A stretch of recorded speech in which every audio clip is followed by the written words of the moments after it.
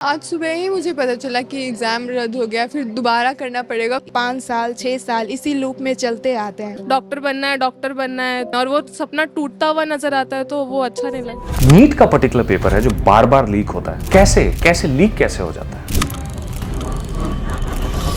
IITs के professors अपने questions लिख के भेजते हैं और उनको भी नहीं पता होता कि मेरा क्वेश्चन आएगा कि नहीं आएगा। ये पहली बार सुन रहा हूँ कि पूरा पेपर एक आदमी को पता था। Another exam, another leak, another outrage. 50-50 lakh रुपए तक पेरेंट्स ने दिए हैं। यूएस की यूनिवर्सिटीज में जाने का जो क्रेज है, वहाँ 2-2 करोड़ रुपए की ग्रेजुएशन कर रहे हैं, तो आपको यूएस की गलगोटियां दे दी जाती है। बस मम्मी को अपनी किट्टी पार्टी में बोलने के लिए मिल जाता है मेरा बच्चा यूएस में पढ़ रहा है। अगर आप कोई आईएएस है उससे मिलेंगे जो 10 साल 15 साल से सर्विस में है और आप उससे पूछेंगे कि वो कितना चेंज ला पाया, तो वो आपको बताएगा कि जब जब मैं चेंज लाने की कोशिश करता हूँ मेरी कुर्सी चेंज हो जाती है। एक ही बच्चा 3 कोचिंग वाले छापा साहब ये हमारा है हमारा है हमारा है। ये टॉपर को सेलिब्रेट करने वाला कल्चर जिस दिन खत्म होगा ना सर, उस दिन को नीट का जो पेपर हुआ है ना 3 मई को, उसमें एक बहुत बड़ी व्यवहारिक समस्या थी। रफ वर्क के लिए 1 पेज दिया गया था। 360 क्वेश्चंस को सॉल्व करना है, कहाँ है? आखिरी 1 पेज पर। पॉसिबल ही नहीं है। हम बच्चों को मेंटल हेल्थ क्राइसिस जैसी सिचुएशन में भेज दे रहे हैं। कोटा में हर साल बहुत मल्टीपल सुसाइड के केसेस रिपोर्ट होते हैं। और वापस वो आ नहीं सकता कोटा से। क्यों नहीं आ सकता? क्योंकि कोचिंग रिफंड नहीं करती। हॉस्टल वाला कह रहा है मैं पैसे नहीं लौटाऊंगा। अब बच्चा वहां फंस गया। इतना फेक नैरेटिव सेट किया जाता है यूट्यूब पर, बच्चे को लगता है कि ये तो बड़ा गरीबों का मसीहा है और वो जो है डिफेंडर में घूम रहा है, और उसकी एक दर्द भरी रील डाल रहे हैं। उस रील पे बच्चे कहते हैं oh my God. Fellow teacher को प्रपोज करते हुए वो भी आपने बच्चों के सामने कर दिया। पिछले 20 साल में डॉक्टर और इंजीनियर को लेके जो क्रेज था, ऑल्दो मैं आपको बताऊं वो कम हो रहा है। अगर आपको डॉक्टर इंजीनियर बनना है तो कोचिंग तो जाना पड़ेगा। पिछले 5-10 सालों में कोचिंग इंडस्ट्री बहुत ज़्यादा ग्रो करी है, लेकिन साथ ही साथ ग्रो करे हैं स्कैंडल्स, पेपर लीक स्कैंडल्स, बच्चों में बहुत ज़्यादा प्रेशर, एक अलग किस्म का कंपटीशन। आज के हमारे पॉडकास्ट पे जो गेस्ट हैं रितेश गोयल, वो खुद भी एक टीचर हैं, 15 सालों से फिजिक्स पढ़ाते हैं और आज एक कोचिंग इंस्टीट्यूट भी रन कर रहे हैं। वो अपने स्टूडेंट्स के बीच में बहुत पॉपुलर हैं। तो हमने उनसे उन सब बातों के बारे में बात किया कि कोचिंग इंडस्ट्री में बढ़ता प्रेशर, कॉम्पिटिशन और एक कट थ्रोट चीज़ें जो कि कोचिंग में भी आपस में कंपटीशन बहुत होता है, बहुत सारी चीज़ें गुमराह कर दी जाती हैं बच्चों को, पेरेंट्स को, इन द नेम ऑफ कि यार हमारे यहाँ के टॉपर्स, ये सब चीज़ों को कैसे बेचा जाता है। इन सब बातों पे बात हुई। साथ ही साथ हमने ये भी बात की कि क्या सही तरीके से कैसे रिफॉर्म किया जाता है इन सब चीज़ों को। सो ये एक बहुत ही कॉम्प्रिहेंसिव डिस्कशन है। मुझे लगता है कि आप सबको ये बात जाननी चाहिए, क्योंकि जिस कैंडिड तरीके से रितेश ने सब चीज़ों पर बात किया है वो वाकई में एक बहुत काबिल तारीफ़ है। पॉडकास्ट में पूरा जाने से पहले चैनल को सब्सक्राइब जरूर कर दीजिएगा, बिकॉज आपके लिए तो मुफ्त है, लेकिन इससे हमारी बहुत हेल्प होती है। So Ritesh, welcome to the podcast. जी। अभी ये जो हुआ, नीट का पेपर लीक हुआ, बच्चों में बहुत ज़्यादा फ्रस्ट्रेशन, सब में बहुत गुस्सा, सड़कों पे उतरे, पॉलिटिशियंस एक दूसरे पे ब्लेम कर रहे हैं, कोई कह रहा है कि सिस्टम ख़राब है, ये चीज़ है। आखिर ये जो नीट का पर्टिकुलर पेपर है जो बार बार लीक होता है, कैसे लीक कैसे हो जाता है?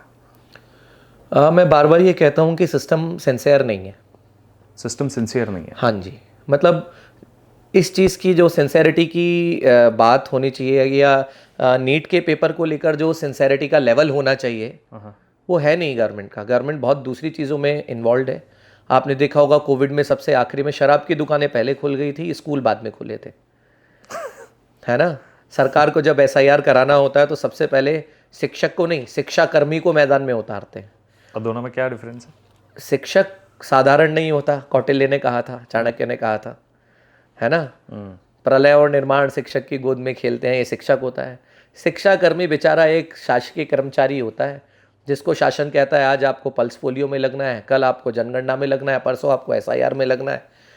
मेरे घर पर जो सर आए थे वो अध्यापक थे एसआईआर के लिए, और जब मेरे घर आए तो मैंने उनसे पूछा कि सर आप क्या करते हैं? कहते हैं मैं शिक्षक हूँ, टीचर हूँ। मैं कहता तो आप यहाँ क्या कर रहे हैं? जाइए अपनी क्लास पढ़ाइए। कहते सर वो तो हमारी ड्यूटी है सर, हमें उसमें जाना है। ये सिंसेरिटी लेवल है गवर्नमेंट का एजुकेशन को लेकर। तो नीट को लेकर भी सिंसेरिटी नहीं है। और तो बोल रहे हैं हमने एनटीए बनाया इसीलिए कि, बहुत ब्लंट बात बोल रहा हूँ आपको, हमारे देश में ये जो बड़ी बड़ी एजेंसीज़ हैं, इनमें बैठने के लिए योग्यता से ज़्यादा चापलूसी चाहिए होती है। जिसने बढ़िया चापलूसी कर ली, जिसने ज़्यादा यस बॉस कर लिया, जो ज़्यादा नेताजी के क्लोज है, वो ये सब वाइस चांसलर और ये सब लोग बनते हैं।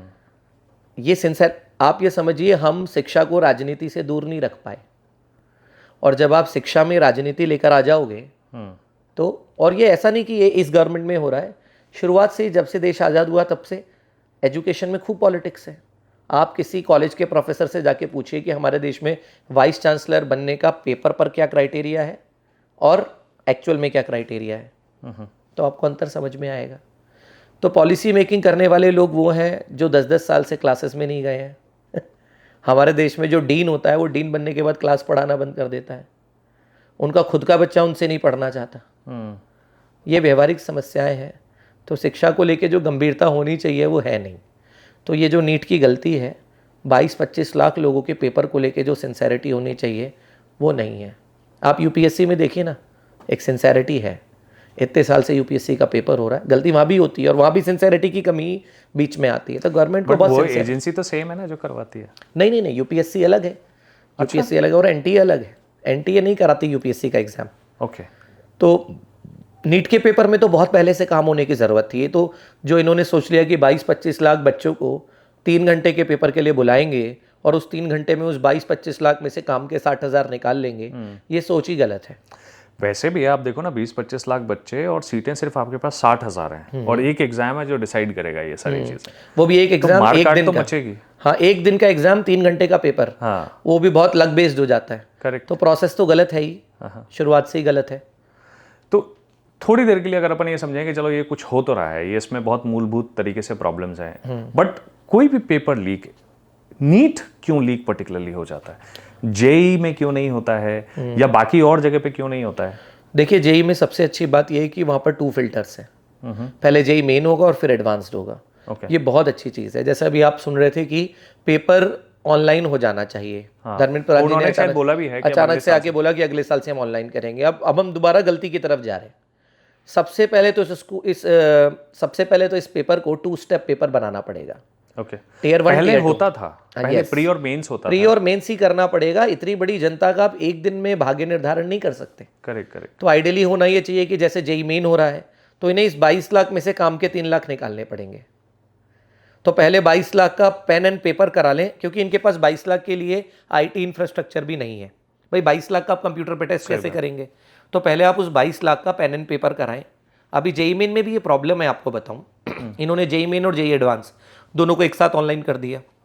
अब लेट से कोई ऐसा साइबर गैंग एक्टिव होता है जो ऑनलाइन पेपर को हैक कर सकता है या ऑनलाइन पेपर को कैप्चर कर सकता है, तो ये तो दोनों पेपर एक साथ निपट जाएंगे।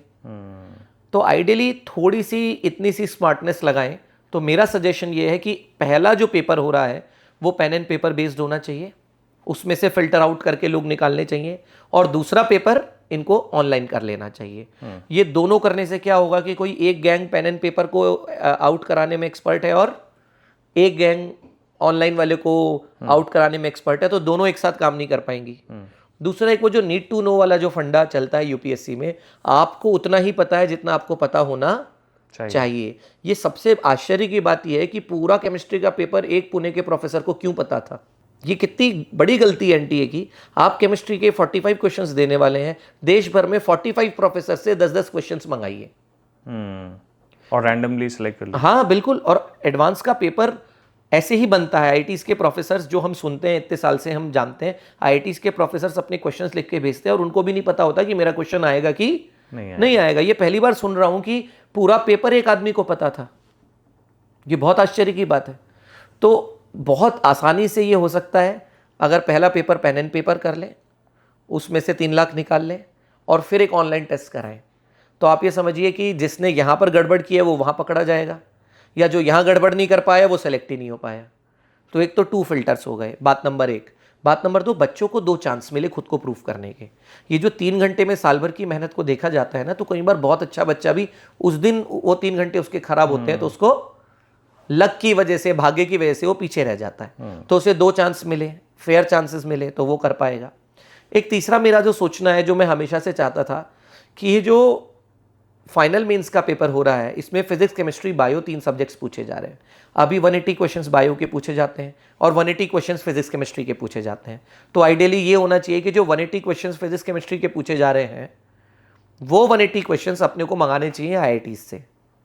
भले ही हम उन्हें नीट लेवल के क्वेश्चंस बनाने के लिए बोले, वो जेईई मेन लेवल के हो सकते हैं, एडवांस लेवल के क्वेश्चंस ना हो, और जो बायो के 180 क्वेश्चंस है वो मांगे जाए एम्स से, और ये दोनों पेपर भी फर्स्ट शिफ्ट सेकंड शिफ्ट में हो। फर्स्ट शिफ्ट का पेपर आ रहा है आईआईटी से, सेकंड शिफ्ट का पेपर आ रहा है एम्स से। दोनों पेपर को कंडक्ट कराने वाले सॉफ्टवेयर्स, प्लेटफॉर्म्स, एजेंसी वो भी अलग अलग हो, तो आप कितनी जगह ब्राइब करेंगे? पहले आपको पेन एंड पेपर में ब्राइब करना है, फिर आपको सुबह जो फिजिक्स केमिस्ट्री का एप्टीट्यूड टेस्ट जो आईआईटीज कंडक्ट करा रहे हैं उनको ब्राइब करना है, और शाम को जो सेकंड शिफ्ट में, क्योंकि जेईई एडवांस का पेपर आपको पता होगा 3-3 घंटे की 2 शिफ्ट में होता है, दूसरी शिफ्ट बायोलॉजी की केवल एम्स को दीजिए। अब आपको एम्स में जाके क्रैक करना है चीज़ों को, आईआईटीज में जाना है, वहाँ पर ढूंढना है किसने बनाया फिजिक्स केमिस्ट्री का पेपर, और उससे पहले आपको पेन एंड पेपर करना है। तो अपने आप चीज़ें इतनी डिवाइड हो गई कि आप इस फिल्टर से निकल ही नहीं पाओगे, और किसी एक जगह गड़बड़ करोगे तो बाकी दोनों जगह पकड़े जाओगे। सही बात है। उन जो लोग पेन एंड पेपर वाले में हाईएस्ट मार्क्स लेकर आए थे और इधर मेंस के पेपर में आके फिजिक्स केमिस्ट्री और बायो में उनकी हवा निकल गई, उनकी जांच होनी चाहिए थॉरोली।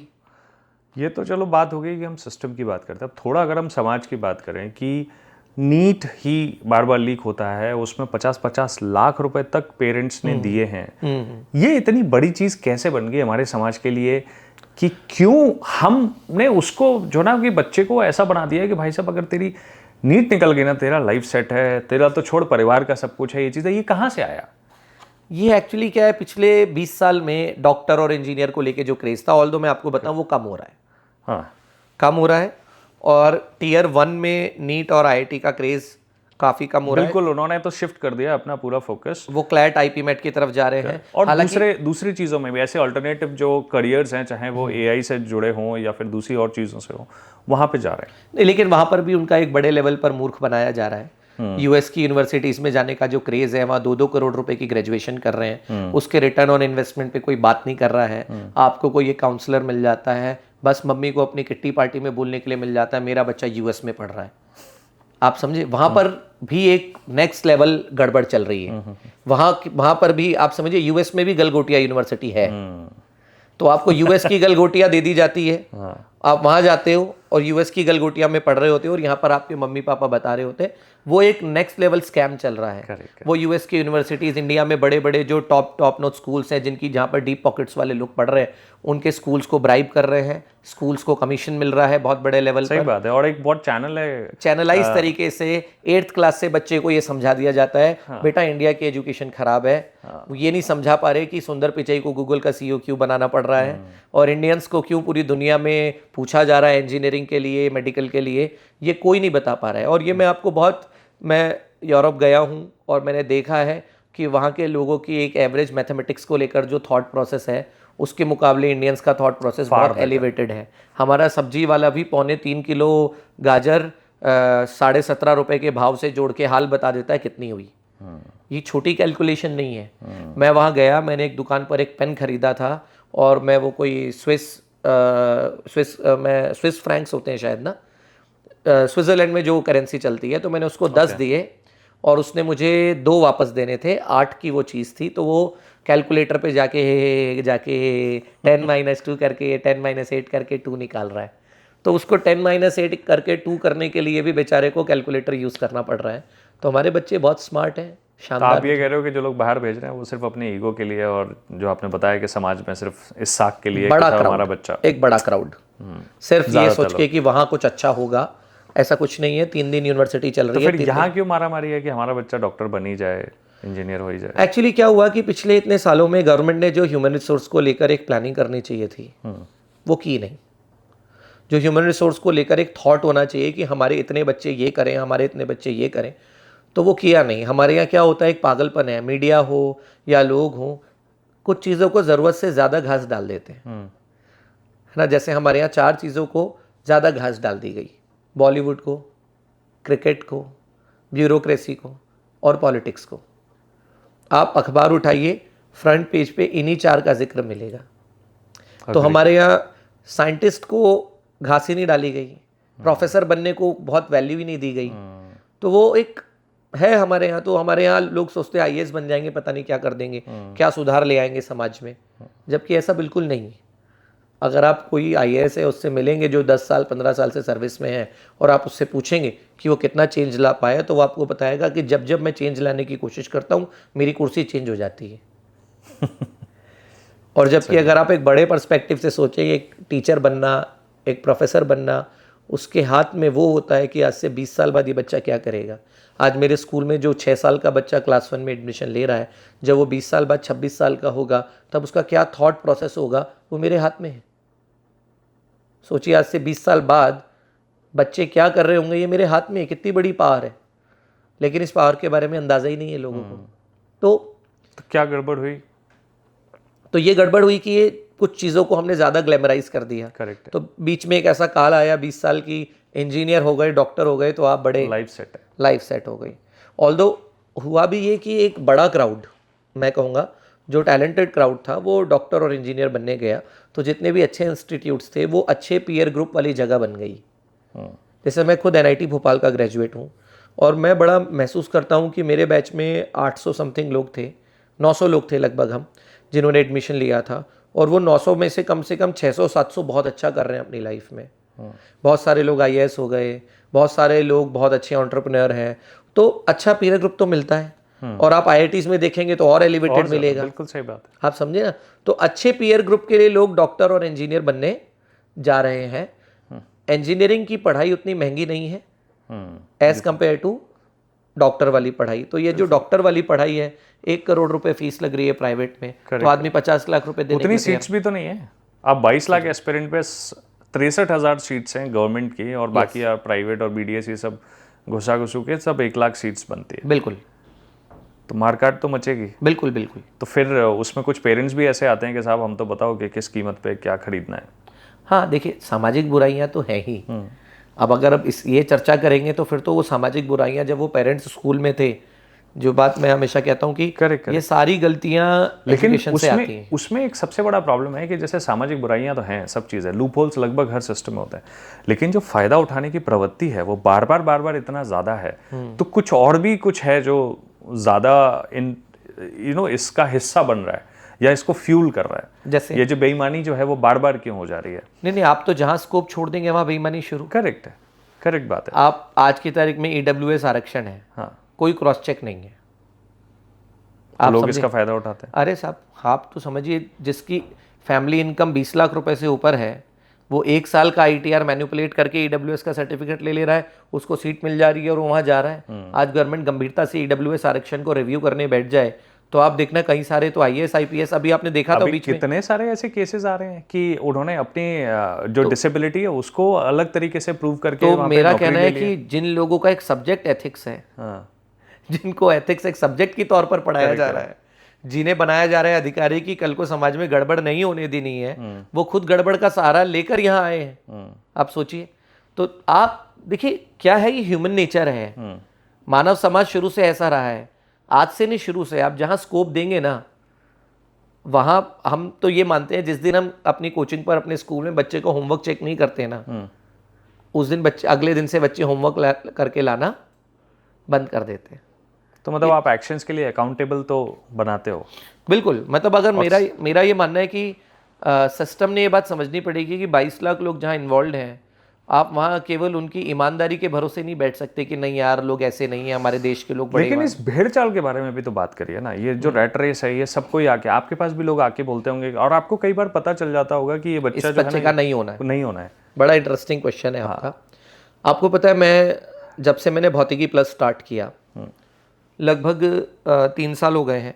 भौतिकी प्लस, पहले मैं भौतिकी नाम से चलाता था और सिर्फ फिजिक्स पढ़ाता था। भौतिकी प्लस में हम पूरा कंबाइंड, पूरा नीट और IIT के लिए कराते हैं।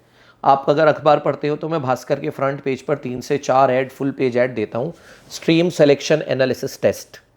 ओके।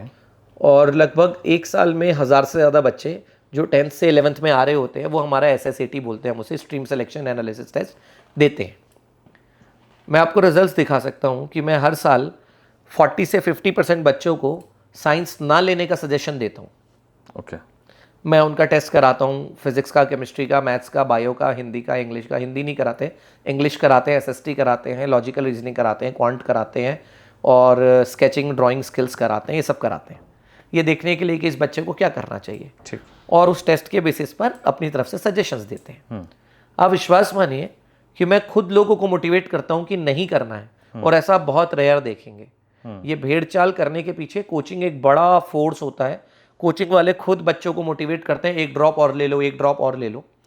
और आप मुझे देखेंगे तो हम अपने यहाँ बहुत सारे बच्चों को कन्विंस कर रहे होते हैं इसको ड्रॉप नहीं लेना। क्यों नहीं बता रहे हैं यार कोचिंग? कई बार तो पेरेंट्स भी, मैंने ये देखा है कि you know I remember there somebody sitting in your office that day and they were pushing कि नहीं आप करो, हाँ हाँ आप एक साल और तैयारी करो या फिर एक और अटेम्प्ट ले लो ये चीज़। हाँ बिल्कुल। The candidate is not wanting to do it, yes, but parents pressure दे रहे हैं हाँ, कि हाँ, एक बार तो करो तो सही है चीज़ है। तो कई बार जो ना माँ बाप ने भी एक वो बना लिया ना कि हमारी एस्पिरेशंस ये पूरी करेंगे। कई बार नहीं, हर बार। हर बार। पहले तो मैं ये लाइन ठीक कर दूं, कोचिंग में दम ही नहीं है किसी बच्चे को प्रेशराइज करने का। प्रेशर बनता ही पेरेंट्स से। मैं आपको एक छोटी सी बात बताता हूँ, बच्चा कोचिंग बदल सकता है ना, पेरेंट बदल सकता है? नहीं बदल सकता। तो वही पेरेंट्स क्यों नहीं बदल सकता? पेरेंट्स थोड़ी बदल सकता है कि मैं आज इन पेरेंट्स से नहीं इन पेरेंट्स के पास जा रहा हूँ। पेरेंट्स नहीं बदल, ओके। कोचिंग तो बदल सकता है ना। आज मैं बोलने लगूं तुझे आईआईटी ही करना है, नहीं सुनेगा वो मेरी बात। आप समझिए। बिल्कुल। तो मैं 5-10% मानता हूं कि कोचिंग वाले भी मैनिपुलेट करते हैं, वो उसको बिजनेस मॉडल की तरह देखते हैं। और डेफिनेटली ये गिरावट तो है ही, हर फील्ड में गिरावट है। आज हमारे मॉडल सर 50,000 60,000 करोड़ की इंडस्ट्री बन गई है और हर दिन जो है रैपिडली ग्रो कर रही है। बिल्कुल। तो ये जो कॉम्पिटिटिव स्टूडेंट्स के बीच में स्ट्रेस भी तो बहुत ज़्यादा बढ़ गया है, एंट्री भी तो बहुत ज़्यादा लोगों को आ गई है। इनफैक्ट जब ये कोविड वाला जो टाइम था, जैसे ही एडटेक का रेवोल्यूशन आया विद बायजूस एंड फिजिक्स वाला एंड एवरीथिंग, जो 10-20 लाख बच्चे जहाँ थे वो कंपटीशन करोड़ों में महसूस होने लगा। क्योंकि अब ये भी एक पीयर प्रेशर आने लगा है। पेरेंट्स ये सोच रहे हैं यार अरे पड़ोसी का बच्चा यार जा रहा है, उसने फिजिक्स वाला ज्वाइन कर लिया है या उसने फलाना एडटेक ज्वाइन कर लिया, मुझे को भी हमारे बच्चे को भी भेजना है, ये सब चीज़ें करना है। तो एक तरह का फोमो क्रिएट हो जाता है। आप देखोगे कि स्ट्रीम्स के लिए, और कहीं ना कहीं हमने ये कैटेगराइज कर दिया है कि इलीट बच्चे साइंस लेते हैं, फिर कॉमर्स, फिर आर्ट्स और ह्यूमैनिटीज, ऐसे करके ये चीज़ है। ये और ये 20 साल पहले भी था, 30 साल पहले भी था, और आज भी कई बार कुछ पेरेंट्स इसी बैरोमीटर से जज करते हैं कितने परसेंटेज आए, कैसे क्या, ये सब चीज़ें करना। तो पहले तो मैं आपको एक बहुत इंटरेस्टिंग किस्सा बताऊं। एक कोई प्रोफेसर थे, वो ये बोलते थे, बोले कि उन्होंने एक बहुत इंटरेस्टिंग बात ये कही कि बोले मेरे को लाइफ में, आप कहते हैं ना कि आपने 35-40 सालों से आप पढ़ा रहे हो, आप प्रोफेसर थे एट द यूनिवर्सिटी, एंड ये सेड कि मुझे लाइफ में सबसे ज़्यादा जो काम आने वाले लोग थे ना, वो बैक बेंचर्स थे। उन्होंने मुझे बहुत मदद किया है जब भी किसी भी चीज़ में वो फंसे हों या कभी उन्हें मदद की ज़रूरत पड़े। बोले टॉपर्स मेरे किसी काम के नहीं थे, है ना। अब ये ना बहुत सारी चीज़ें बताता है कि कई मायने में जो बच्चा बहुत स्टूडियस है, क्या वाकई में वो सोशली अपनी लाइफ में उतना सक्सेसफुल हो भी पाता है जिस रेस में हम कर रहे हो। और फिर स्पॉट तो एक ही बंदे को मिलना है ना, और सबके सब उसी पे फाइट मारे जा रहे हैं। सो ये प्रेशर के बारे में थोड़ा बताइए, आपको कैसी चीज़ें देखने मिलती हैं? हाँ, हम बहुत फाइट करते हैं इस चीज़ से। देखिए, एक तो गवर्नमेंट की ये पॉलिसी कि साइंस वाला किसी भी फील्ड में ग्रेजुएशन कर सकता है, साइंस वाला कॉमर्स में और आर्ट्स में जा सकता है, लेकिन कॉमर्स वाला और आर्ट्स वाला साइंस में नहीं आ सकता। ये पॉलिसी बहुत रिस्पॉन्सिबल है इस बात के लिए कि एलीट क्राउड, एलीट नहीं बोलना चाहिए, अच्छे मार्क्स लाने वाला या स्टूडियस क्राउड मैथ्स और साइंस में आ जाता है। ये क्लियर बात ये है भाई। एक मैथ्स वाला बंदा मेरा एक क्लासमेट हुआ करता था, अर्पित वर्मा, वो मेरे साथ 12th करके निकला साइंस से, बहुत ही अच्छा पढ़ने वाला बच्चा था। स्टेट बोर्ड में उसका रैंक 1 आया, स्टेट बोर्ड में रैंक 1 लेकर आया। उसके फादर चार्टर्ड अकाउंटेंट थे, हरिद्वार के बड़े नामी, और बड़े अच्छे उनका काम था। उन्होंने बोला बेटा तू सीए बन जा, और उसने उस समय वो होता था एक सीपीटी होता शायद एग्जाम, तो सीपीटी दिया और ऑल इंडिया रैंक मेरे ख्याल से 9 लेकर आ गया उसमें। तो ये आप समझिए वो मैथ साइंस वाला बच्चा था और वो उधर चार्टर्ड अकाउंटेंट बनने चला गया। तो मैथ साइंस को एक यूनिवर्सल ब्रांच बना जाता है 11th-12th में। ये एक रीज़न है, ज़्यादा बच्चे इसलिए भी पेरेंट्स ज़्यादा पुश करते हैं कि आपके पास ऑप्शन हमेशा बने रहेंगे। हाँ, लेकिन बहुत सारी चीज़ें हैं। टॉपर्स को सेलिब्रेट करने वाली जो बीमारी है ना हमारी, मतलब किसी बच्चे के इम्प्रूवमेंट को सेलिब्रेट ना करते हुए टॉपर कौन है ये पूछने की बीमारी जो हमारी सोसाइटी में है, ये जब तक ठीक नहीं होगी। आपको क्या लगता है जो लोग कोटा जाते हैं, किसी कोचिंग जाते हैं, हमारे पास भी जब कोचिंग आते हैं, आप मेरी वेबसाइट पे देखेंगे, मैं हर साल ये नंबर बताता हूँ मेरे यहाँ कितने बच्चे पढ़ रहे थे और कितने सेलेक्ट हुए। मैं टॉपर की फोटो कभी बड़ी करके नहीं छापता। भाई कोचिंग तो रोड शो करवा देती है। ये हमारे टॉपर हैं, माला में उसका मुंह नहीं दिख रहा है और बंदा जो ना जा रहा है, ये सब चीज़ है। एग्जैक्टली तो ये टॉपर को सेलिब्रेट करने वाला कल्चर जिस दिन खत्म होगा ना सर, उस दिन ये बीमारी खत्म होगी। मतलब मैं पेरेंट्स को भी ये कहता हूँ कि आप कोचिंग लगाते हैं अपने बच्चे के इम्प्रूवमेंट के लिए। आपका बच्चा 80% वाला था, कोचिंग ने उसको मेहनत करके उसको मेहनत करना सिखा के उसको 90% वाला बना दिया। या आपके बच्चे को और बेसिक से जाऊँ तो साइंस के सब्जेक्ट्स में या मैथ्स में उसको इंटरेस्ट नहीं आता था, हमने उसे इंटरेस्ट लेना सिखा दिया। ये हमारा आउटकम होना चाहिए और इसी के बेसिस पे हमें जज करना चाहिए। ठीक बात। अब जैसे अभी नीट का पेपर हुआ था, आपको फ्रैंकली बता रहा हूँ, मेरी कोचिंग को नीट के लिए स्टैब्लिश हुए अभी 3 साल हो गए हैं। 3 साल में हमने एक भी बार सिटी टॉपर नहीं दिया है। स्टेट टॉपर और ऑल इंडिया रैंक तो भूल जाइए, और हम इस बात हम सोचते भी नहीं। लेकिन पिछले साल मेरे यहाँ से 64 बच्चे गवर्नमेंट मेडिकल कॉलेजेस में गए थे। 889 बच्चों ने मेरे यहाँ से पेपर दिया था। 889 में से 64 बच्चों को गवर्नमेंट मेडिकल कॉलेज भेज रहा हूँ, तो ये एक बहुत अच्छा परसेंटेज है। और 36 बच्चे मेरे यहाँ से गए थे प्राइवेट मेडिकल कॉलेजेस में मेधावी छात्र योजना से। तो 100 बच्चों को मैंने MBBS दिलाया मेधावी छात्र योजना, यानी कि उनको अपनी जेब से फीस नहीं भरनी पड़ी, गवर्नमेंट ने उनकी फीस। तो लगभग 100 बच्चों को भेजा, तो 11-12% का सिलेक्शन रेशियो है। किसी ने आके मेरे से इसके लिए बधाई नहीं दी, किसी ने इसकी वाहवाही नहीं की। और वो राजस्थान वाले 50% कैसे दे रहे हैं? आप 11-12% पे बोल रहे हैं कि बहुत अच्छा रेशियो है। वो कह रहे हैं कि अब हमारे यहाँ तो 50% रेशियो है। अब लगा दिया ना फाइन अभी CCPA ने उनके ऊपर, सेंट्रल कंज्यूमर प्रोटेक्शन अथॉरिटी ने अभी 2 बड़े बड़े ग्रुप्स के ऊपर फाइन लगाया इसी गलत सिलेक्शन रेशियो के लिए। मैं तो आपको अभी लोकल की बात बताता हूँ, ग्वालियर में रहते हैं। हमारे ग्वालियर में एक ऐसी कोचिंग है जिसके पास अपीयरिंग कैंडिडेट होता है 600। ठीक है। उसके यहाँ से IIT में 600 बच्चे बैठते हैं। वो अपनी मर्जी से उस 600 को 270 बना देता है। क्यों? बोल देता है ये 270 ही आखिरी तक आए थे। अच्छा। रिमेनिंग को तो हमने पहले ही अनफिट कर दिया था, तो उनके 2 साल के पैसे मतलब लौटा उसने दो। पहले ही फिल्टर कर दिए कि 2 साल के पैसे ले भी लिए भाई। अच्छा। अनफिट थे तो पैसे लौटा दो। आइडियली जब आप न्यूमरेटर अपॉन डिनोमिनेटर कर रहे हैं सिलेक्शन रेशियो में, तो न्यूमरेटर में जाना चाहिए सेलेक्टेड कैंडिडेट्स और डिनोमिनेटर में जाना चाहिए टोटल जिनसे आपने फीस ली। करेक्ट। जिनसे आपने फीस ली। जी जी जी जी, सही बात है। बिल्कुल। जब मैं कहता हूं पिछले साल मेरे यहाँ से 889 बच्चों ने पेपर दिया, तो उसमें वो भी थे जिन्होंने आखिरी 2 महीने में कोचिंग नहीं आए। इस 889 में वो भी थे जिन्होंने टेस्ट सीरीज नहीं दी। ये 889 हुए जिनसे मैंने फीस ली थी। इस साल मेरे यहाँ से नीट में 1004 बच्चे पेपर दे रहे हैं, और वो मैं 1004 अपनी वेबसाइट पर देने वाला हूँ इस बार बैच वाइज। कौन से बैच में कितने थे, और नीचे एक लाइन लिखने वाला हूँ। कोई पेरेंट या कोई बच्चा आके मुझे बताए कि मेरे यहाँ इसके अलावा भी कोई बैच था क्या, या इसके अलावा भी इसमें कोई बच्चे थे क्या, या इससे बड़ा बैच था क्या, इससे ज़्यादा काउंट था, और ये प्रूफ कर दे, तो उसे मेरी तरफ से 50 लाख रुपए का इनाम है। ये जो जितने भ्रामक एडवर्टीजमेंट, जो फुल पेज एड्स आते हैं, एक ही बच्चा 3 कोचिंग वाले छाप रहे हैं, साहब ये हमारा है हमारा है हमारा है, और बच्चा किसका है वो मैं अगेन पता जहां से चर्चा शुरू हुई थी, सिंसेरिटी। हम तो मान रहे हैं कि गवर्नमेंट सिंसियर नहीं है। आपको पता है इतने साल पहले सर, गवर्नमेंट लेकिन ये कोचिंग वाले क्यों कर रहे हैं फिर? कोचिंग वाले मैं अगेन कोचिंग वाले, मम्मी पापा, बच्चा, आप इन्विजिलेटर हटा देंगे, बच्चा चीटिंग करेगा। 3 साल पहले सेंट्रल गवर्नमेंट ने एक पॉलिसी दी थी कि जितने दिन बच्चा पढ़ा है उतने दिन की फीस काट के बाकी पैसे कोचिंग ने लौटाने पड़ेंगे।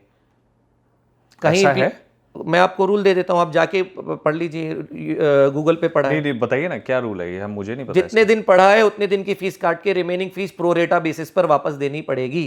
ये सेंट्रल गवर्नमेंट ने रूलिंग निकाली थी, अभी 2-3 साल हो गए। ओके, ठीक, मैं एग्जैक्ट आपको भेज दूंगा, लेकिन ये रूल है, सेंट्रल गवर्नमेंट ये रूल दे चुकी है। इंप्लीमेंट हो गया क्या ग्राउंड पर? सिंसियर नहीं। आप कलेक्टर को जाके शिकायत कीजिए, कलेक्टर को लगता है अरे फीस लौटाने वाला मामला, बच्चा ही तो है, कोई बात नहीं, रख दो साइड में। आप पूछिए किसी कलेक्टर ने आज तक इसे इंप्लीमेंट कराया हो? सिंसियर इनफ ही नहीं है।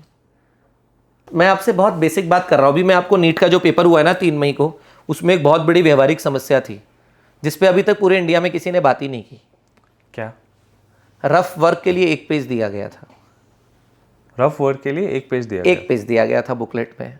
और जो उनका एडमिट कार्ड आया था उसका रूल नंबर 15 ये कहता है कि बच्चा पूरी टेस्ट बुकलेट में केवल जहां रफ वर्क दिया गया है आखिरी पेज, केवल वहां रफ वर्क करेगा। और उनका जो पेपर आया है उस पेपर की बुकलेट पे भी रूल नंबर 6 ये कहता है कि जो रफ वर्क के लिए स्पेस दिया गया केवल वहां रफ वर्क करना है। ठीक, उस हिसाब से 360 क्वेश्चंस को सॉल्व करना है, कहाँ है? आखिरी 1 पेज पर। पॉसिबल ही नहीं है। अब आप समझिए 99% सेंटर्स ने ये दोनों रूल पढ़े ही नहीं। ना सेंटर सुपरिटेंडेंट ने, ना सिटी कोऑर्डिनेटर ने, ना नोडल ऑफिसर ने, ना कलेक्टर ने, किसी ने नहीं पढ़े ये दोनों रूल्स। तो बच्चे नीट के पेपर पे शुरू से लेके आखिरी तक पूरा गोद गोद के अपना पेपर करते हैं। फिजिक्स के क्वेश्चन जहाँ लिखा है वहीं पे गोदते हैं, अंडरलाइन करते हैं, गोला बनाते हैं, टिक लगाते हैं, अलाउड। एक सेंटर ग्वालियर में ऐसा है जहाँ पर ये रूल पढ़ लिया गया और वहाँ जो सेंटर सुपरिटेंडेंट थे वो इतने उसूल वाले थे, उन्होंने कहा मैं तो ये रूल मानूंगा क्योंकि रूल यही है। और उन्होंने उन बच्चों को बोला कि आप केवल आखिरी पेज पे रफ वर्क करेंगे, ना आप पूरे पेज पर पूरे पेपर पे कहीं अंडरलाइन करेंगे, ना कहीं गोला लगाएंगे, ना टिक लगाएंगे, ना मार्क लगाएंगे। उस एक सेंटर के बच्चों को मजबूरन एक पेज में 360 क्वेश्चन सॉल्व करने पड़े। ये व्यवहारिक समस्या है ना? बिल्कुल है। मेरे हिसाब से एक पेज इनफ तो नहीं है। एक पेज क्या, वो जेई एडवांस का जब pen and paper based paper आता था तो ऊपर आधे पेज में क्वेश्चन होते थे, उसके नीचे ही आधे पेज में रफ वर्क होता था। आप बच्चे वो बार बार पलटना भी तो एग्जैक्टली आप बच्चे की फिजिक्स की नॉलेज का टेस्ट कर रहे हैं कि आप पन्ना पलटने का टेस्ट कर रहे हैं। अब ये कितनी बड़ी व्यवहारिक समस्या है। इस व्यवहारिक समस्या की जानकारी मैं 2 साल से डिस्ट्रिक्ट एडमिनिस्ट्रेशन को दे रहा हूं, लिख के दे रहा हूं, लिखित में भेजता हूं।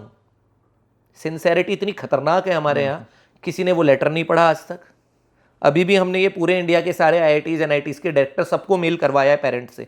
एक पेरेंट ने सबको मेल किया है, लेकिन मैंने क्या बोला, शिक्षा को लेकर गंभीरता नहीं है। अब मैं आपको वो पॉलिसी दिखाता हूँ जो सेंट्रल गवर्नमेंट की कोचिंग्स को लेकर रूल्स आए। ये वो PDF है, guidelines for regulation of coaching centre, जनवरी 2024 में आया था और department of higher education, ministry of education, government of India ने जारी किया था। इसमें अगर आप क्लॉज 8 में जाएंगे या सेक्शन 8 में जाएंगे जो कि फीस के बारे में है ये, और इस 8 के पॉइंट नंबर 4 में देखेंगे, if the student has paid for the course in full and is leaving the course in the middle of the prescribed period, student will be refunded from out of the fee deposited earlier for the remaining period on pro रेटा basis with in 10 days। अब central government लिख के दे रही है ये बात, उसके बाद भी इसको आप ये समझिए जितने कोचिंग सेंटर्स हैं वो दुनिया भर की बातें करते हैं कि हम इतना पैसा काट लेंगे। आप तो जो देश के 4 बड़े नेशनलाइज ब्रांड है ना, उनकी वेबसाइट पर जाकर रिफंड पॉलिसी पढ़ लीजिए और भौतिकी प्लस की वेबसाइट पर जाकर रिफंड पॉलिसी पढ़ लीजिए। पूरे देश में अकेले भौतिकी प्लस ऐसी कोचिंग है जो इस आइडियोलॉजी से अलाइन करती है। देश बोल रहा हूँ मैं, स्टेट और डिस्ट्रिक्ट नहीं बोल रहा हूँ, पूरा देश बोल रहा हूँ। यार ये तो बहुत ज़्यादा मतलब डिस्टर्बिंग भी लगता है कि आप तो प्योरली बिजनेस कर रहे हो, कोई और चीज़ कुछ है नहीं उसमें। बच्चे तो प्रेशर में हैं, बहुत सारा पैसा, पेरेंट्स कई बार लोन लेकर और पैसा देते हैं कोचिंग के लिए। और बात है नहीं, मेरा ये कहना है कि कोचिंग वाले कुछ पैसे कमा लें, इसमें कोई बुरी बात नहीं है। पैसे सब कमा रहे हैं, लेकिन एथिकली आप किसी, ये तो चोरी हो गई ना, उसका पैसा देना। मैंने अगेन फिर यही कहा कि ये काम गवर्नमेंट का है, हम लोगों, इवन मुझे एथिकली करेक्ट रखना। मैं GST क्यों जमा करता हूँ? GST डिपार्टमेंट स्ट्रिक्ट है, नहीं जमा करूंगा उठा ले जाएंगे मुझे। लेकिन मैं किसी बच्चे की फीस रिफंड ना करूं तो मेरी दादागिरी चलेगी। सरकार स्ट्रिक्ट नहीं है, आप समझिए। तो ये गवर्नमेंट को ये सारे लूप होल्स बंद करने पड़ेंगे।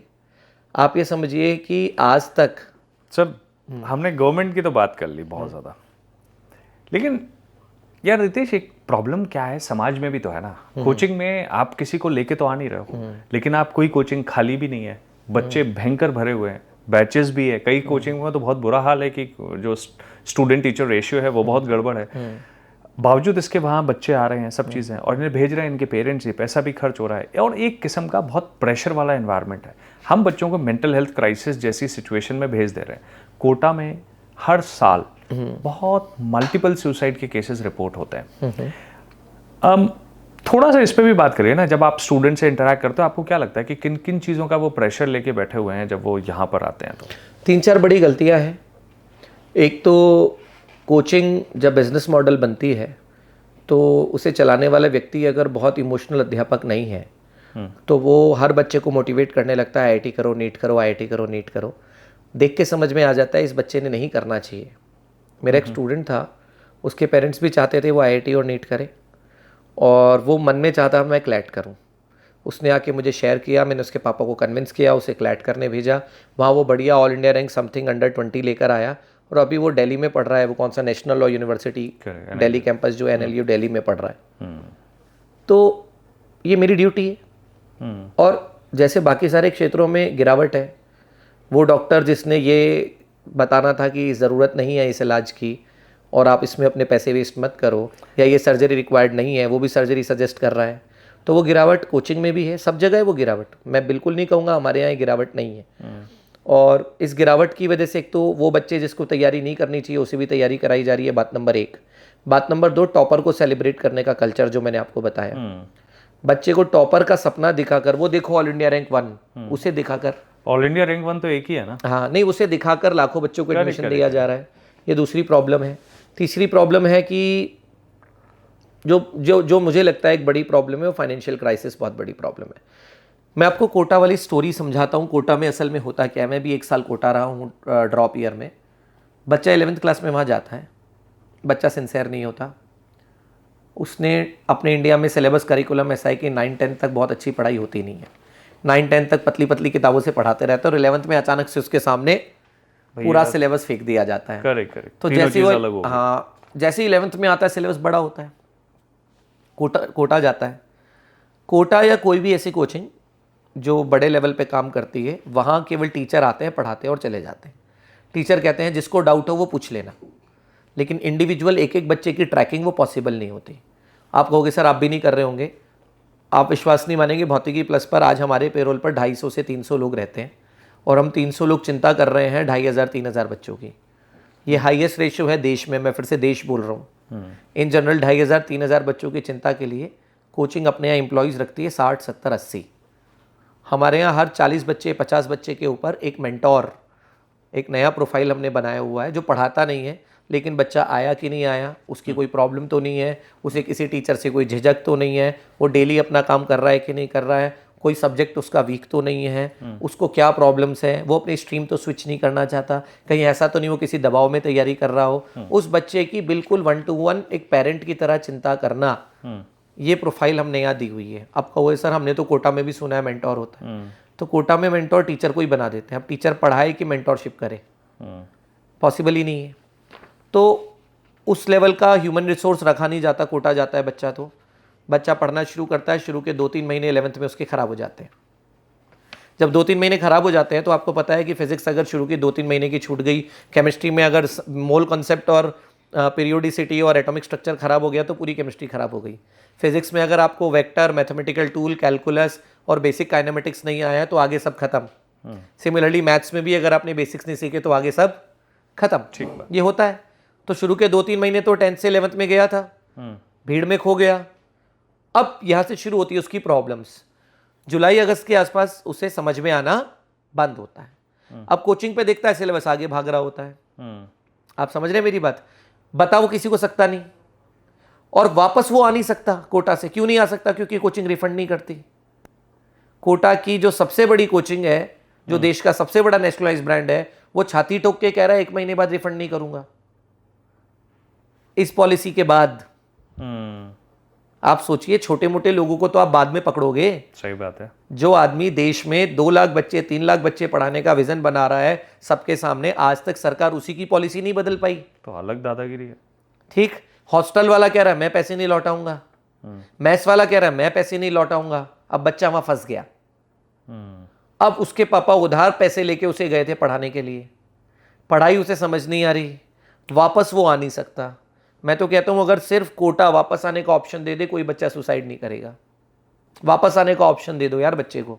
मेरा बच्चा गया था अप्रैल में, सितंबर में उसने घर पे बोला पापा 6 महीने मैंने कर लिया, आपने मेरे लिए जो है 5 लाख रुपए प्लान किए थे खर्च करने के लिए 2 साल में, 6 महीने मैंने किया है, 1.25 लाख आपका खर्च हुआ है, मैं 3,75,000 और नहीं करना चाहता, मुझे वापस बुला लो पापा, मुझे ह्यूमैनिटीज़ लेना है। तो क्या कोचिंग ऐसा करते हैं सारा पैसा इकट्ठा ले लेते हैं? यस, सारा पैसा इकट्ठा ले लेते हैं, पहले ही सारा पैसा ले लिया। वो डेस्पिरेशन है पेरेंट्स का, वरना सीट नहीं मिलेगी। ऐसा एक पावर ऑफ नो क्रिएट किया जाता है। करेक्ट। फोमो कि भाई ये तुम्हारा ये वाला बैच निकल जाएगा, और इसमें एग्जैक्टली। एक चीज और, अच्छा, मैं बड़ा, आपको मेरी बातें अच्छी लग रही होंगी, मुझसे 10,000 पेरेंट्स जुड़े हुए हैं ग्वालियर में। आप किसी से पूछना, मैं इतने साल से एक ही बात कह रहा हूँ कि किसी भी कोचिंग की सीटें आज तक खत्म नहीं हुई, ना होंगी। अरे 2 कमरे एक्स्ट्रा बना लेंगे वो तो बिल्कुल। आप समझे मेरी बात? बिल्कुल सही बात है। एक दूसरा, मार्च के कोर्स के लिए जो आपसे नवंबर में पैसे मांग रहा है, मतलब वो रॉन्ग नंबर है। इतना सब कुछ हो रहा है, बहुत बड़े लेवल पे गड़बड़ है। आप सोचिए, अक्टूबर से मार्केटिंग वाले पीछे पड़ जाते हैं माता पिता के, फ़ोन लगाने शुरू कर देते हैं। अक्टूबर से शुरू हो जाता है, साहब मार्च वाला बैच छूट जाएगा, मार्च वाला बैच छूट जाएगा, मार्च। अब वो जो बेचारे भोले भाले मम्मी पापा है वो इस पावर ऑफ नो में फंस जाते हैं। मैं इतनी कोशिश करता हूँ ये अवेयरनेस फैलाने की कि भैया आपके गोल्ड में इन्वेस्ट कर रहे हो, LIC खरीद रहे हो कि अक्टूबर में इन्वेस्ट करोगे तो मार्च में प्रोडक्ट मिलेगा।